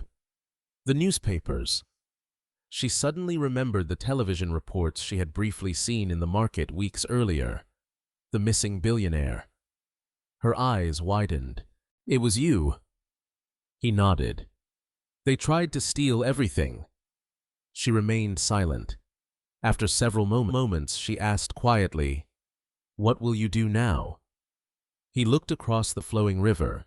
For a long time, he said nothing. Finally, he answered, The man I was before today, he paused, would have wanted revenge. And now, he smiled sadly. Now, I understand what revenge destroys. Uchechi looked surprised. They tried to kill you. I know. They hunted you. I know. They nearly killed your future. I know. She waited. So why not make them suffer? Obinna took a deep breath, because suffering taught me something. What? I've spent weeks living with people who had every reason to hate the world. He looked toward her. You, your grandmother, Dr. Adaobi, Baba Chukwu. None of you answered hardship with cruelty. He shook his head slowly. If I become like Chinedu, he looked toward the river. Yeah, then he wins even if he goes to prison. Uchechi smiled quietly. My grandmother would like that answer. Obinna laughed softly. I think she's already changed me. They returned home before sunset. Mama Ngozi immediately sensed something had happened. You walk differently. Obinna knelt beside her chair. I remember. The old woman's weathered hands gently found his face. Everything. She smiled peacefully. Then welcome home. He fought back tears. There is something else. What is it? My enemies know I'm alive. The smile faded. I remembered more than my name. I remembered theirs. He carefully spoke each one. Chinedu Eze, Kelechi Uba, Ifeanyi Okoro. Mama Ngozi listened silently. Danger has returned. Yes. But this time, Obinna's voice became firm. I won't run. That evening, while the village settled into darkness, Obinna quietly wrote several names and account numbers from memory onto a small notebook. Hidden bank records, secret offshore transfers, forged contracts, every crime Chinedu had tried to erase. Across the river, Ifeanyi watched the house through binoculars once more. He noticed something different. The injured man no longer walked like a confused survivor. He walked with confidence, with purpose. Ifeanyi lowered the binoculars. He remembers. He immediately reached for his phone. When Chinedu answered, Ifeanyi spoke only 4 words. Your billionaire is back. A long silence followed. Then Chinedu quietly replied, Then tomorrow. His voice turned icy. We end this forever. Obinna barely slept. Long after the lantern had burned low, he remained seated at the small wooden table, staring at the notebook filled with names, dates, account numbers, and fragments of the conspiracy that had nearly cost him his life. Every memory had returned with startling clarity.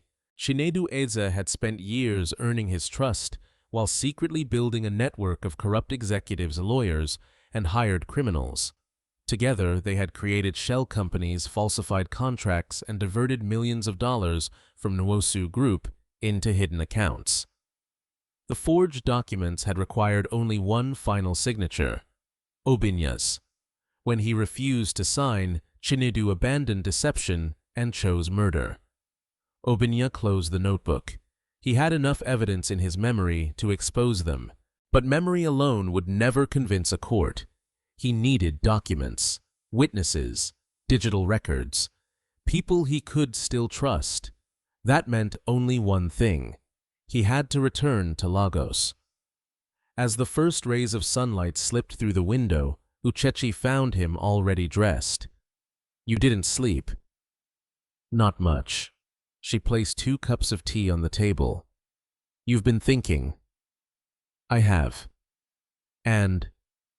He took a slow breath. "I have to leave." Although she had expected those words, hearing them still left an ache in her heart. "When?" "Today." "So soon?" "The longer I stay—" He looked toward the river. "The more danger I bring here." Mama Ngozi quietly entered the room, guided by her walking stick.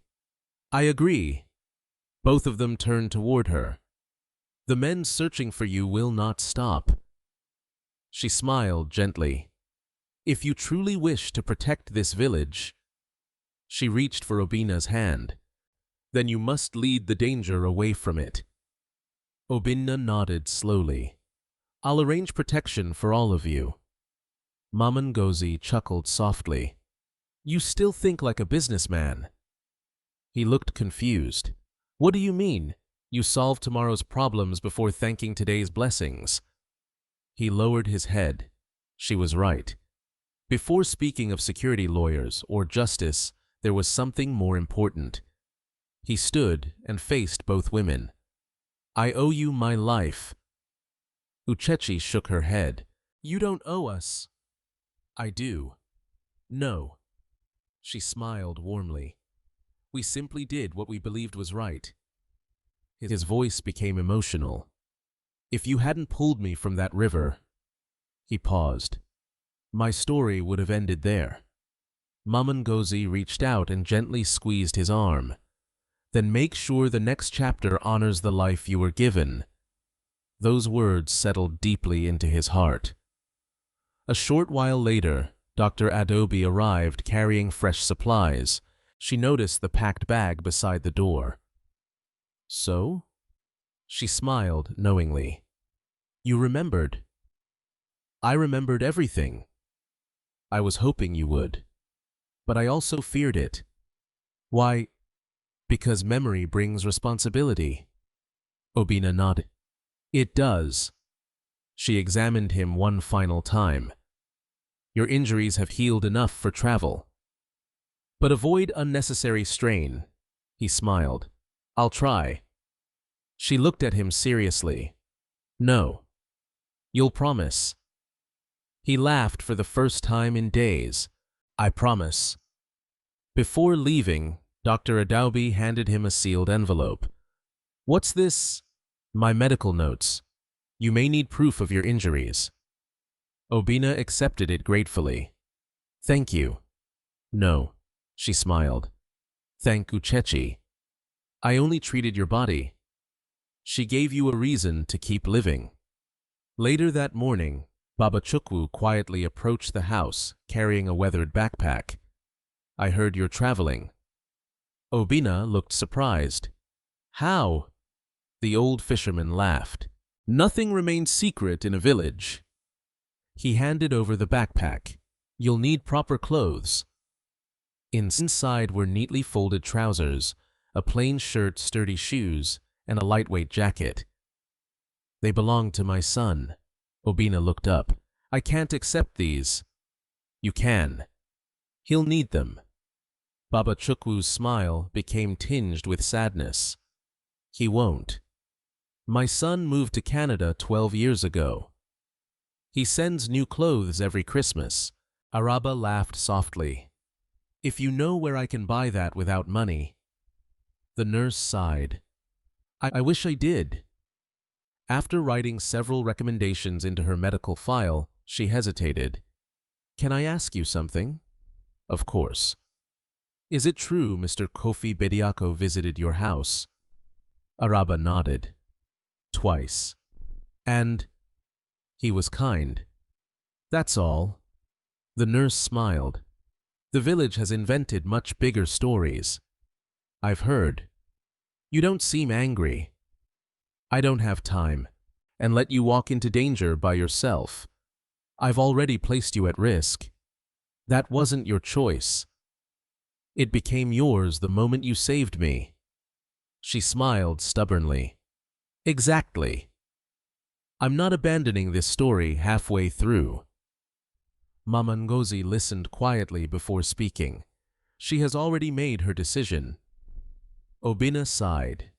This journey could become very dangerous. Uchechi met his eyes. When I pulled you from the river, she smiled gently. Danger had already arrived. Several villages away, Amma continued searching for former mine employees. Most conversations still ended in silence. Fear remained deeply rooted. Then one unexpected phone call changed the course of the investigation. A quiet male voice spoke cautiously. My name is Daniel Owusu. I worked underground with Kwesi. Amma immediately reached for her notebook. Would you be willing to meet? A long pause followed. Not at my house.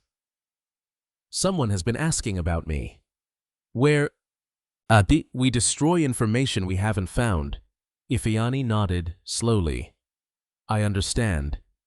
Stay unseen. We'll finish this in Lagos.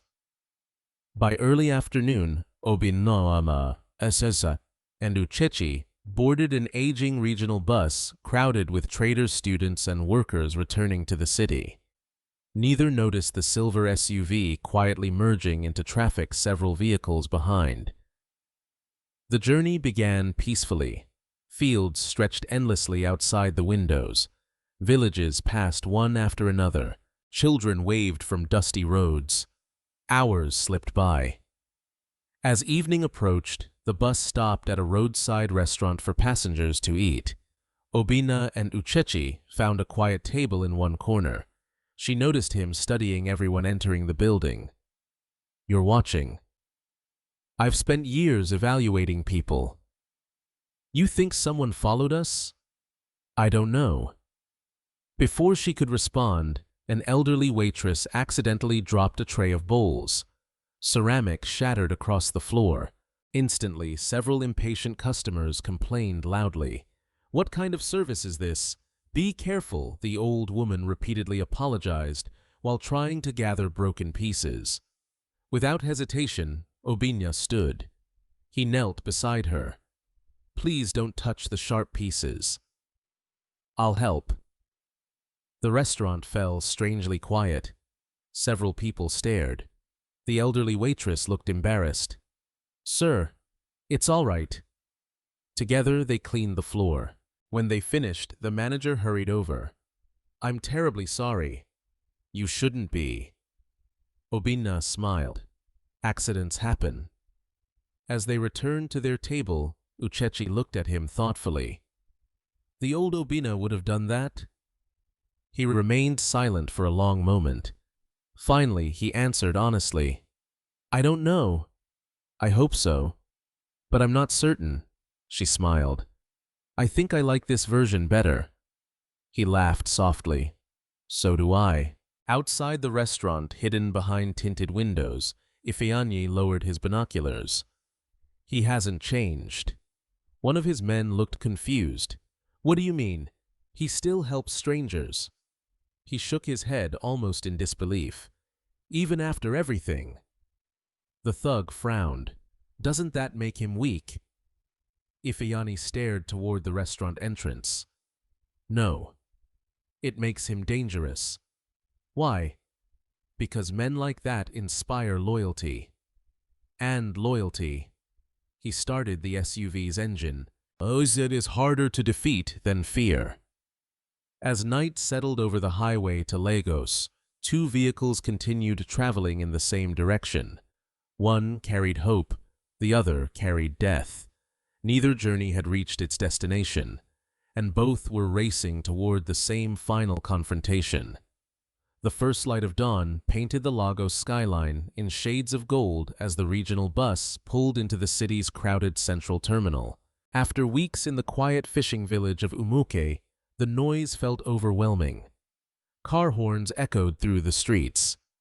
Vendors shouted from every direction.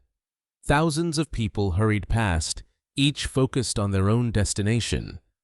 Uchechi tightened her grip on her small backpack. So many people. Obinna smiled faintly. Lagos never really sleeps. For a brief moment, familiar landmarks stirred old memories. The towering office buildings, the busy intersections, the smell of roasted corn mixed with the salty Atlantic breeze. This had once been his world. Yet, after living among fishermen and farmers, everything looked different. Not better. Simply different. He turned toward Uchechi. We shouldn't stay here long. You think they're watching? I'd be surprised if they weren't. Neither of them noticed the silver SUV parked across the street. Behind its darkened windows, Ifeanyi quietly watched them leave the station. He picked up his phone. They've arrived. Chinedu answered immediately. Good. Maintain distance. No mistakes. We're following them now. Instead of heading directly to Nwosu Group headquarters, Obinna chose a quieter destination. A modest law office tucked between two older commercial buildings. The brass sign outside read Adeyemi and Partners, Corporate Law. Uchechi looked puzzled. I thought we were going to your company. Not yet. Why? Because I don't know who still works for Chinedu. He opened the office door. But I know exactly who never betrayed me. Inside, an elderly receptionist looked up politely. Good morning. Do you have an appointment? I need to see Mrs. Folake Adeyemi. I'm sorry. Mrs. Adeyemi isn't accepting. She stopped speaking. Her eyes widened. She stared at Obinna's face. For several seconds, neither of them moved.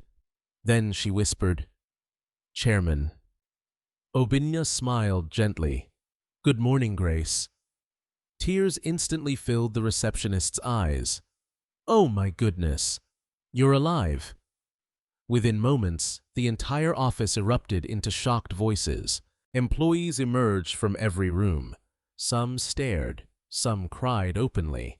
Others simply stood frozen in disbelief. One young legal assistant whispered, We attended his memorial service. Another quietly replied, It wasn't a funeral. It was only a prayer gathering. Before the conversation could continue, Mrs. Folake Adeyemi hurried from her office. She stopped abruptly. For the first time in her distinguished legal career, she appeared speechless. Obinna. He nodded. I'm sorry it took so long. Without hesitation, she embraced him. I knew you were alive. He smiled. What made you so certain? Because nothing about your disappearance made sense. She stepped back. You look thinner. I've had an unusual few weeks. Her eyes shifted toward Uchechi. And who is this remarkable young woman? Obinna's expression softened. This is Uchechi Okafor. She saved my life. Mrs. Adeyemi immediately extended both hands. Then I owe you more gratitude than words can express. Uchechi smiled shyly. I only helped someone who needed help. The lawyer nodded knowingly. That's exactly why you deserve thanks. Inside the conference room, Obinna carefully explained everything. The riverfront meeting, the assault, being thrown into the river, losing his memory. Life in Umuke, the conspiracy involving Chinedu Kelechi and Ifeanyi. Mrs. Adeyemi listened without interrupting. When he finished, she slowly opened a locked cabinet beside her desk. I've been protecting something. She removed several sealed folders. I didn't know whether you'd ever return. But I couldn't let these disappear. Obinna looked carefully at the documents. Original board resolutions, signed financial statements, Internal audit reports, his own handwritten notes. He frowned. These were supposed to be in company archives. They were. So, how? I made certified copies before Kelechi requested the originals. Obinna looked surprised. You suspected him. I suspected everyone. She slid another folder across the table. This is more important.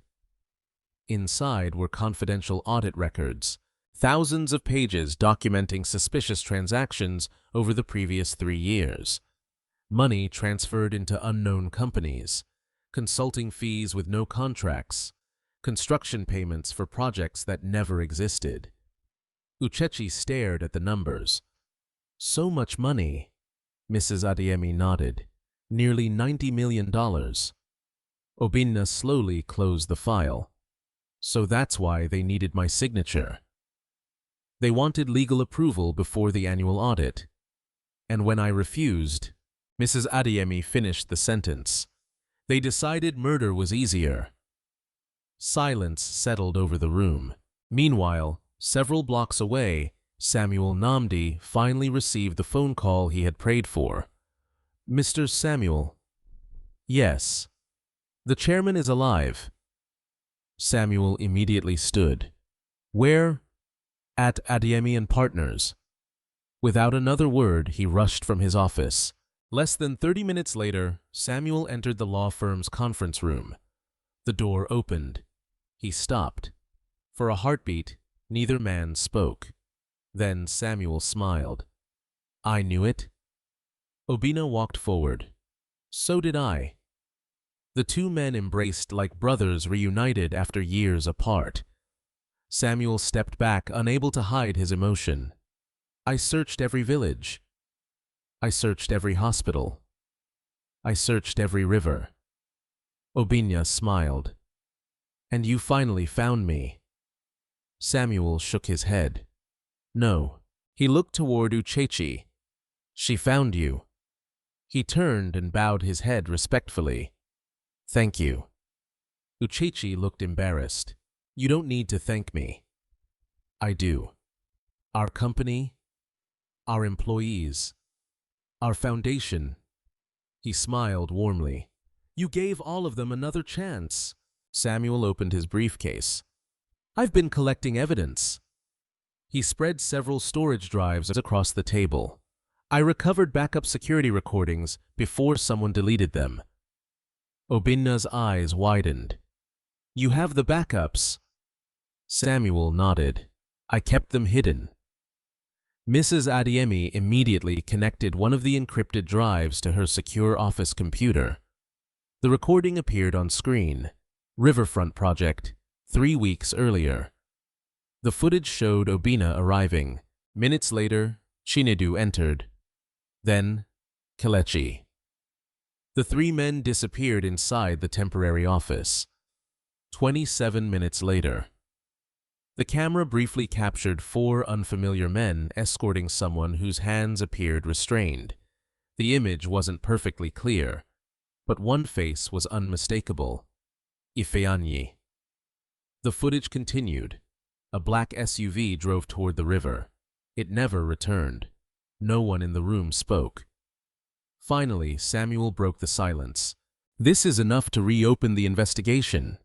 Mrs. Adeyemi nodded. It's powerful, but not complete. Obinna understood. We still need direct proof linking Chinedu. Exactly. At that very moment, Ifeanyi watched the law office from across the street. One of his men lowered a camera. 3 new people entered. Who? The lawyer, the executive, and another man from headquarters. Ifeanyi quietly smiled. They're gathering evidence. He reached for his phone. Boss. Chinedu answered. Report. They're inside Adeyemi's office. So the evidence survived. Apparently. A long pause followed. Then Chinedu spoke calmly. Then tonight, his voice carried no emotion. We don't destroy Obinna. We destroy every piece of evidence. Back inside the law office, no one realized danger was approaching. Mrs. Adeyemi carefully organized every document into separate folders. These originals must never remain in one place. Samuel agreed. We should make multiple certified copies. I know several judges who can secure them. Obinna looked around the room. For weeks, I believed I had lost everything. He looked at the people standing beside him. But I was wrong. My greatest strength was never my company. He smiled gratefully. It was the people who refused to stop believing.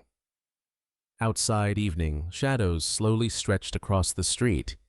Hidden among the growing traffic, several unfamiliar vehicles quietly took their positions around the building. The trap was being prepared, and inside, those holding the truth had no idea they were about to become targets. Night settled over Lagos with a blanket of shimmering city lights.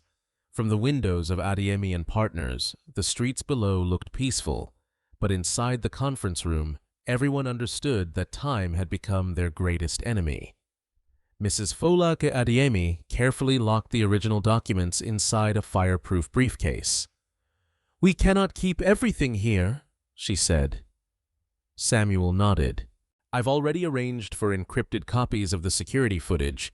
If anything happens to this office, the evidence won't disappear." Obinna looked relieved. "Good. But we still need the authorities." Mrs. Adeyemi agreed. "Not just any authorities. We need people who cannot be influenced." Samuel picked up his phone.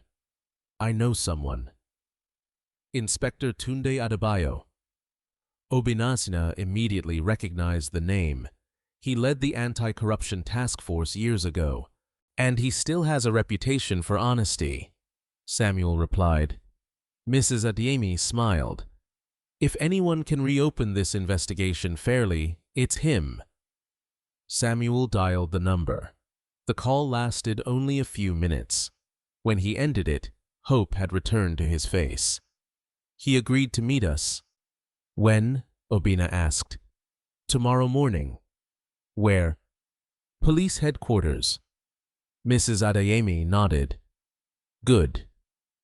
Tonight everyone goes somewhere different." Uchechi looked confused. "You mean we shouldn't stay together? The evidence shouldn't travel together, and neither should the witnesses." She divided the responsibilities quickly. "I'll keep the original financial records. Samuel, you'll carry the backup drives. Obinna, you'll take your handwritten notes." She turned toward Uchechi. "And you'll stay with Obinna." Uchechi nodded without hesitation. "Of course." Across the street, Ifeanyi lowered the binoculars. "They're leaving separately." Chinedu's voice came through the phone. "Exactly as I expected. What are your orders?" "For now," Chinedu answered calmly, "follow Obinna. And the others, I have people for them." The line went silent. Ifeanyi slipped his phone into his pocket. He turned toward the 3 vehicles waiting nearby. "No one acts without my signal." The men nodded.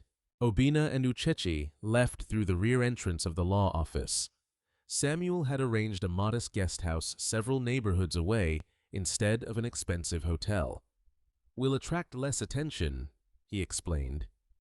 The taxi ride remained quiet.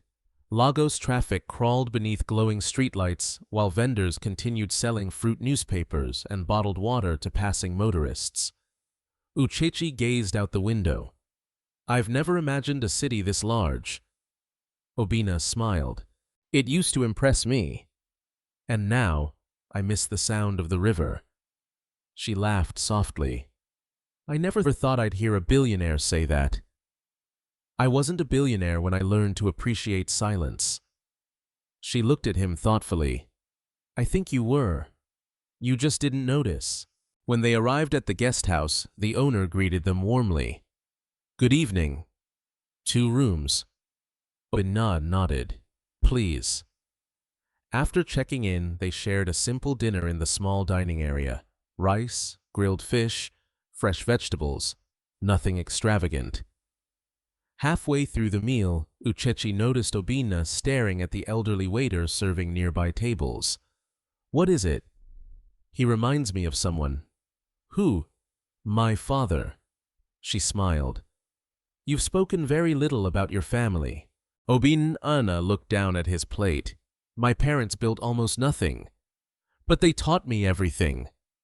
My father repaired fishing boats before opening a small workshop." Uchechi blinked in surprise. "Fishing boats?" He nodded. "That's why I wasn't completely useless with your nets." She laughed. "I wondered." "He always told me something." "What?" "Never forget the hands that helped you climb." He looked at her. "I almost did." "You've remembered now." "Yes. And I don't intend to forget again."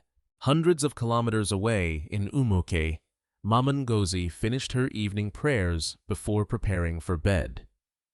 The little house felt strangely quiet without Uchechi. She smiled to herself.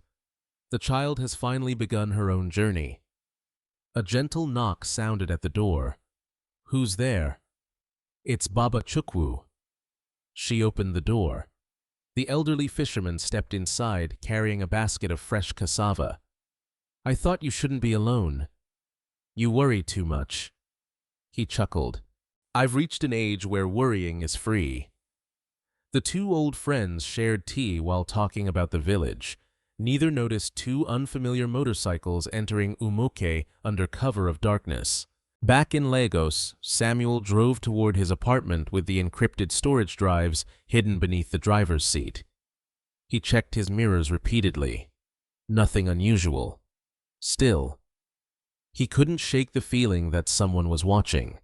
At the next traffic light, he noticed a black sedan stop 2 cars behind him. When the light turned green, it remained there. 5 minutes later, still behind him. Samuel deliberately changed routes. The sedan followed. His heartbeat quickened. "They found me." He immediately called Obinna. The phone rang twice. "Samuel, I'm being followed." "Where are you?" "Victoria Island." "Go to the police." "I'm trying." The call suddenly disconnected. Samuel looked in the mirror again.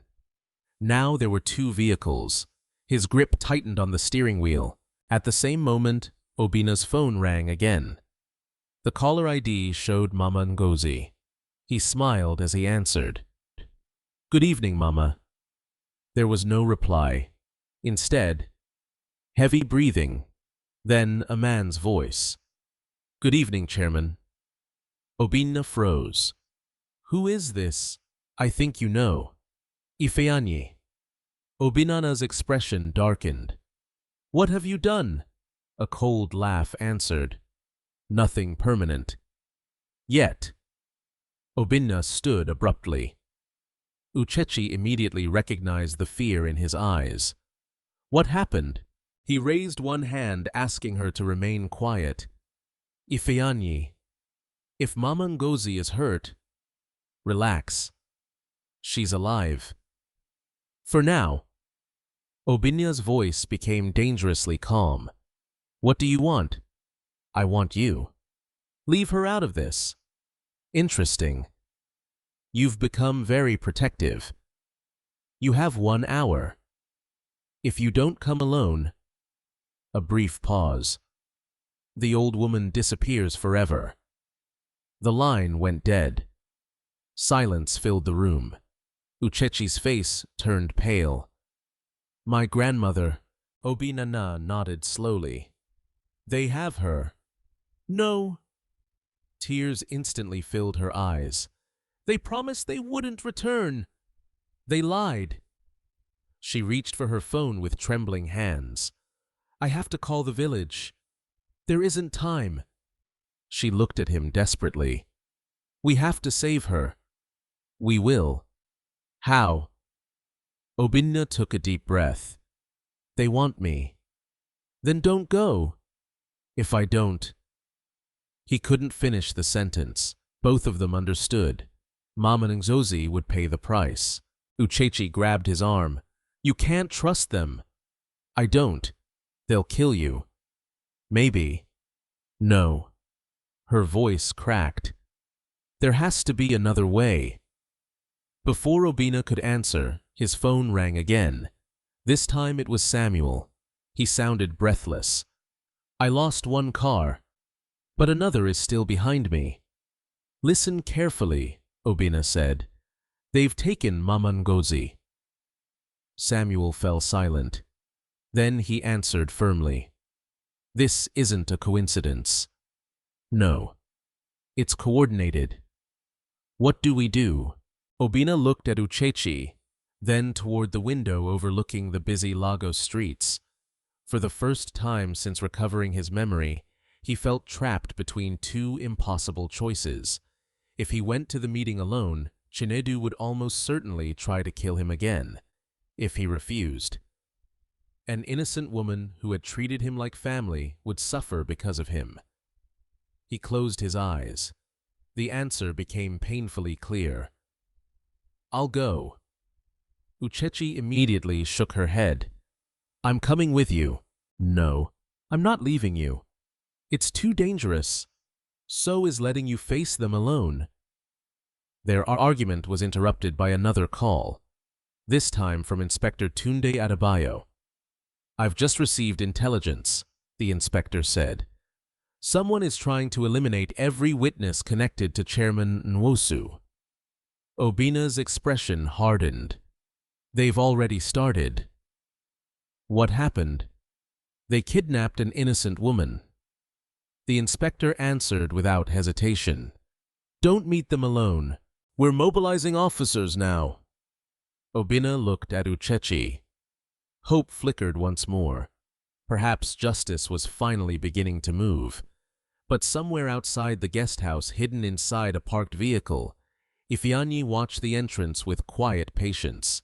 He smiled to himself. The bait had been taken.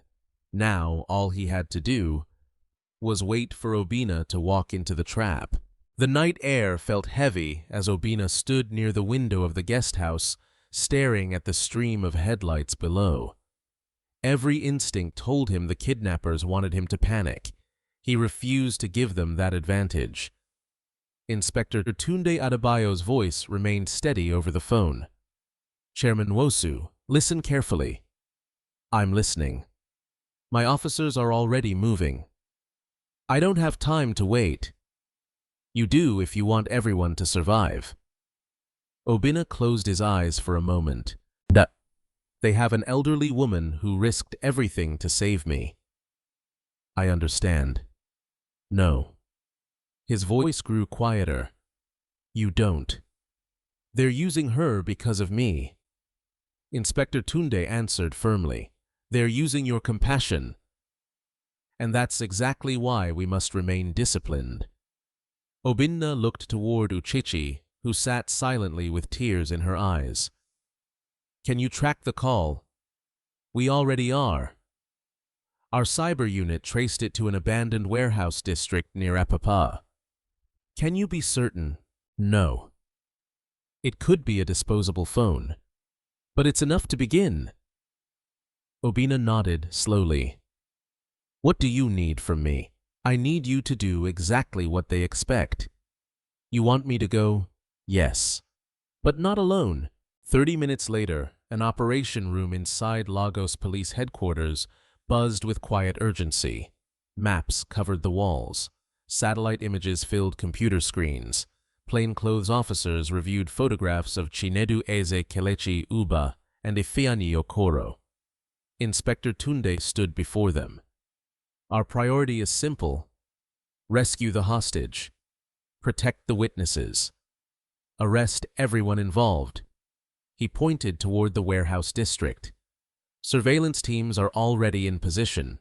One detective raised a hand. What if they move the hostage? Then we follow. Another officer asked, what about Chairman Nwosu? He insists on participating. Several officers exchanged concerned looks. Inspector Tunde nodded. I would rather keep him away. But he may be the only person capable of delaying the suspects long enough for us to act. Meanwhile, inside an abandoned warehouse overlooking the harbor, Mama Ngozi sat calmly in an old wooden chair. Her hands were tied in front of her, but she showed no sign of panic. One young thug looked at her in disbelief. "Aren't you afraid?" She smiled gently. "I've lived long enough to know fear doesn't solve problems. You could die tonight. So could you." The young man frowned. "What does that mean?" "It means every choice has a price." He looked away without answering. Nearby, Ifeanyi checked his watch. He should be here soon. Another thug approached. "What if he brings the police?" "He won't." "How do you know?" "Because he won't risk her life." He glanced toward Mama Ngozi. "Kind people are predictable." The old woman quietly spoke. "No, they're faithful." He laughed. "Call it whatever you want." As arranged, Obinna drove toward the warehouse alone in an ordinary sedan. At least it appeared that way. Hidden several blocks away, unmarked police vehicles maintained careful distance. Drones quietly monitored the area from above. Samuel rode with Inspector Tunde inside one of the surveillance vehicles. Samuel stared anxiously at the monitor. "I should be with him."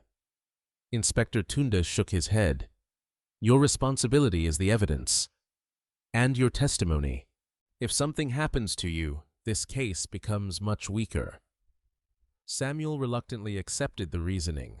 Inside the warehouse, Ifeanyi's phone vibrated. "He's here." Chinedu's voice came through clearly. "Excellent. Finish it. No mistakes this time." The call ended. Ifeanyi stepped outside just as Obinna exited his vehicle. For several seconds, neither man spoke. Finally, Ifeanyi smiled. "I have to admit, you're braver than I expected." Obinna remained calm. "I came." "Release the woman." "You know it doesn't work that way." "It does tonight." Obinna took another step forward. "You already tried killing me once. You failed. I won't underestimate you again." Ifeanyi laughed softly. "No, you underestimated your friends." Obinna's expression hardened. "They were never my friends. They were business partners. They smiled while stealing from you. They shook your hand while planning your funeral." Obinna answered quietly, "I know. And yet..." He looked directly into Ifeanyi's eyes. "They'll still answer for what they've done."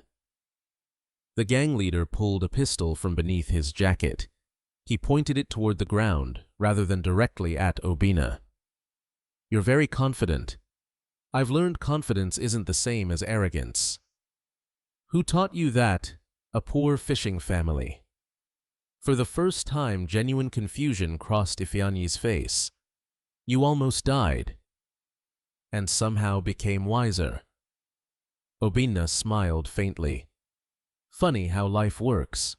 Hidden inside the warehouse, Mama Ngozi heard the distant voices. She recognized one immediately. "Obinna!" She whispered a silent prayer. Just then, another luxury SUV rolled into the warehouse yard. The rear door opened. Chinedu Eze stepped out wearing an expensive charcoal suit as though arriving for a corporate meeting rather than a criminal confrontation. He looked almost disappointed. "So?" "The chairman lives." Obinna faced him steadily. "You should have accepted my refusal. You should have signed the papers. You stole from the company. I built that company beside you. You built it with me. You simply forgot." Obinna shook his head. "I gave people opportunities. You turned those opportunities into greed." Chinedu's expression grew colder. "Greed." He laughed bitterly. "You were celebrated. You appeared on magazine covers. You received awards. And the people who made your success possible remained invisible." Obinna answered calmly. I rewarded loyalty. No. You rewarded obedience. Silence settled between them. Finally, Chinedu sighed. It doesn't matter anymore. He nodded toward Ifeanyi. End it. The moment Ifeanyi raised his weapon, powerful floodlights suddenly illuminated the entire warehouse. Police! Inspector Tunde's voice thundered across the yard. Drop your weapons! Officers poured in from every direction. The criminals scattered instantly. Some surrendered. Others attempted to flee. Ifeanyi grabbed Chinedu's arm. We have to run! Chinedu pulled free. No. He rushed toward the warehouse office, carrying a small metal case. Samuel immediately recognized it. The financial records! Inspector Tunde shouted, Stop him! A brief foot chase followed through stacks of shipping containers. Chinedu nearly reached a waiting vehicle before Obinna intercepted him. Neither man threw a punch. Neither needed to. Obinna simply stood in his path. It's over. Chinedu looked around desperately. Police surrounded every exit. His own men were already being handcuffed. Inspector Tunde approached slowly. Chinedu Eze, you're under arrest for conspiracy attempted murder, kidnapping fraud, and multiple financial crimes. Chinedu looked toward Obinna one final time. You should have died. Obinna answered quietly. Instead, he glanced toward Uchechi, who had just helped officers untie Mama Ngozi. I was given another chance. Inspector Tunde placed handcuffs on Chinedu. Nearby, Ifeanyi and Kelechi were also taken into custody. Every major conspirator had been captured. Samuel carefully carried the recovered metal case toward the inspector. The missing records. Mrs. Adeyemi, who had arrived with additional officers, smiled with relief. This completes the chain of evidence. Mama Ngozi slowly walked toward Obinna. She gently touched his face. I told you. He smiled. What? The next chapter would honor the life you were given. For the first time since he had been thrown into the river, Obinna truly believed the nightmare had ended. Justice had finally caught those who believed power placed them above the law. 3 months passed. The rainy season had begun to fade, leaving the Niger River calm once again. In Umoke, life slowly returned to its familiar rhythm. Fishermen launched their boats before sunrise. Children laughed along the dusty roads, and women gathered beneath mango trees to prepare the day's catch. For the first time in many weeks, the village no longer lived under the shadow of fear. News of the arrests had spread across Nigeria. Television stations reported the collapse of one of the country's largest corporate fraud schemes. Financial analysts described it as one of the most significant corruption cases in recent years. The evidence recovered from Chinedu's network, combined with Samuel's backup recordings and Mrs. Adeyemi's protected documents, left little room for doubt. Chinedu Eze, Kelechi, Uba, Ifeanyi, Okoro, and their accomplices were formally charged with conspiracy, kidnapping, attempted murder, financial fraud, and corruption. Investigators also uncovered additional victims who had remained silent for years. Former employees came forward. Contractors who had been threatened finally testified. Whistleblowers who had once feared retaliation now found the courage to speak. Justice had become larger than one man's case. It had become an opportunity to clean an entire system. Meanwhile, Obinna returned to Nwosu Group. His first morning back surprised everyone. Employees expected a dramatic speech from the restored chairman. Instead, he quietly entered the building before sunrise. He walked through every department. He greeted security guards by name. He thanked the cleaning staff. He stopped to shake hands with receptionists, technicians, drivers, and cafeteria workers. Many employees became emotional. Some had worked for the company for decades without ever speaking personally with the chairman. When the official company meeting finally began, the auditorium overflowed with employees. Obinna stepped onto the stage. The applause continued for nearly a full minute. He raised one hand gently. The room became quiet. I stand here today because many people refused to abandon hope. He paused, looking across the audience. Some protected evidence. Some searched for the truth. Some defended justice. His voice softened, and one young woman pulled a stranger from a river without asking who he was. The giant screen behind him displayed a photograph of Uchechi standing beside the Niger River, with a fishing net resting over her shoulder. The audience immediately applauded again. Many had never seen the woman who had saved their chairman. Obinna continued.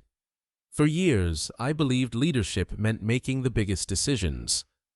I was wrong. Leadership begins with seeing the value in every human life.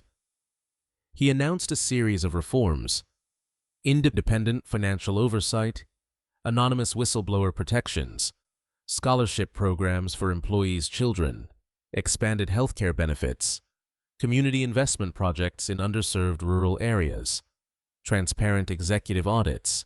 Every announcement received louder applause than the one before. Samuel smiled from the front row. Mrs. Adeyemi nodded proudly.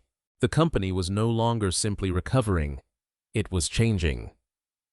A week later, several black SUVs drove into Umoke. The villagers watched curiously. This time, however, no one felt fear. The first vehicle stopped near Mama Ngozi's home.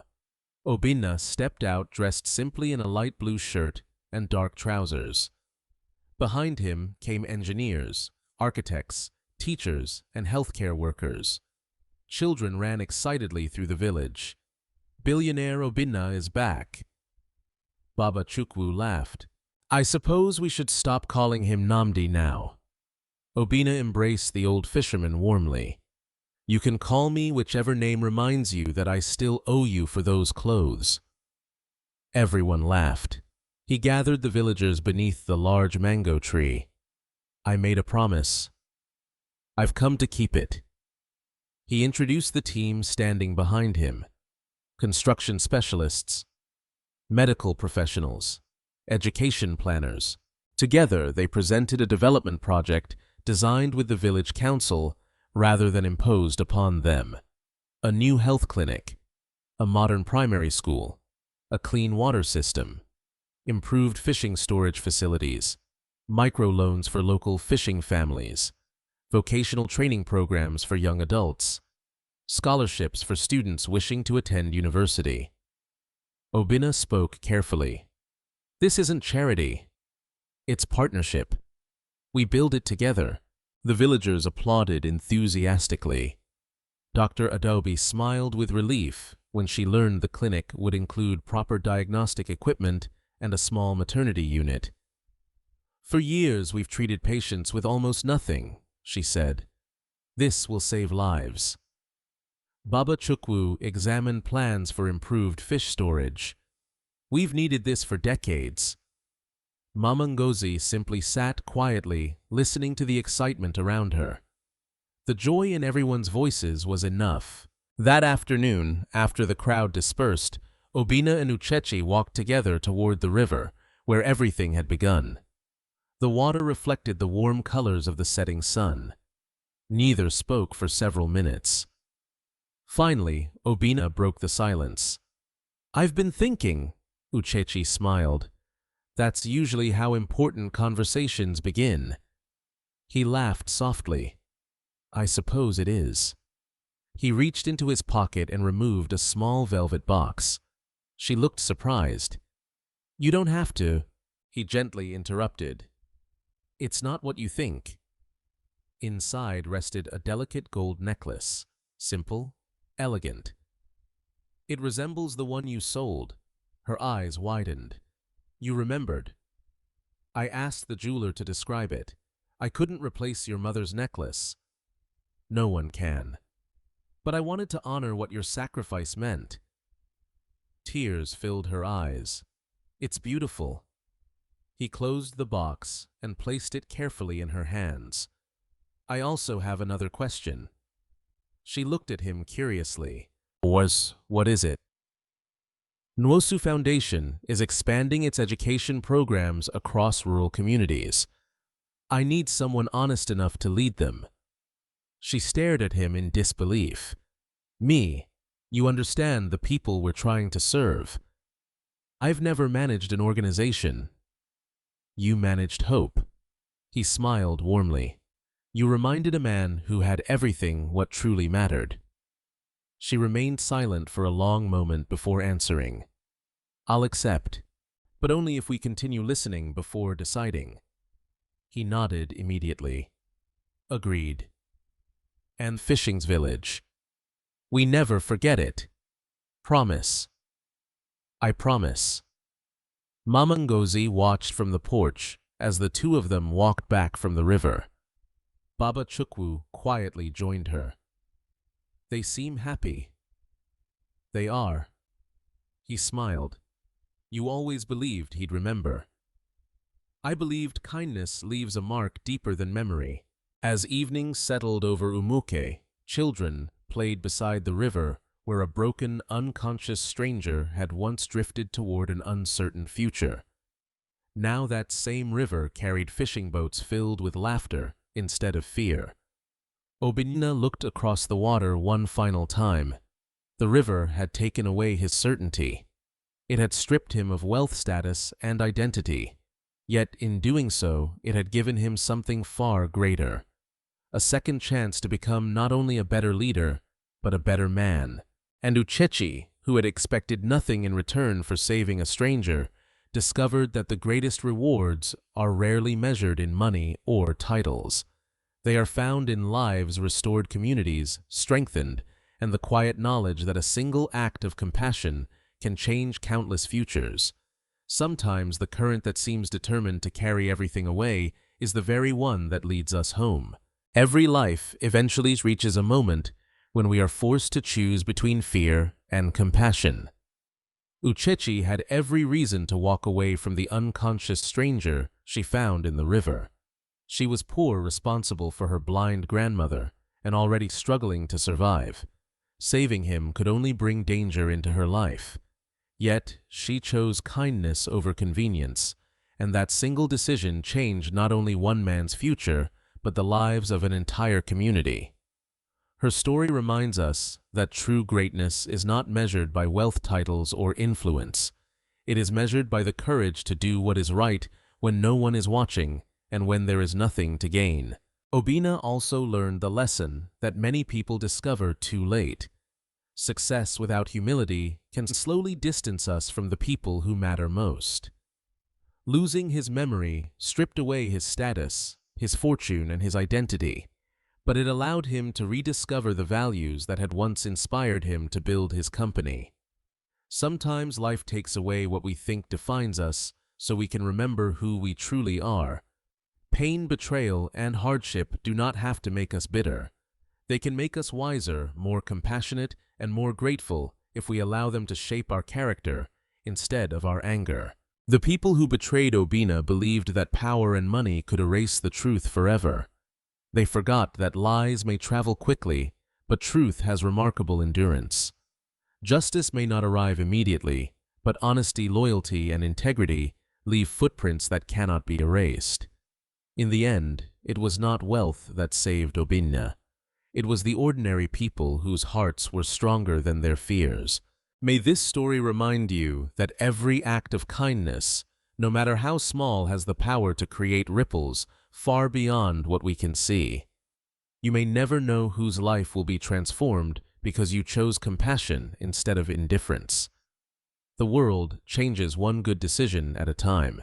If this story touched your heart, share your thoughts in the comments. What lesson spoke to you the most, and what would you have done if you were in Uchechi's place? We'd love to hear your perspective. And if you enjoy inspiring stories about hope, justice, and the strength of the human spirit, please subscribe to the channel and turn on notifications so you won't miss our next story. Thank you for watching, and we'll see you in the next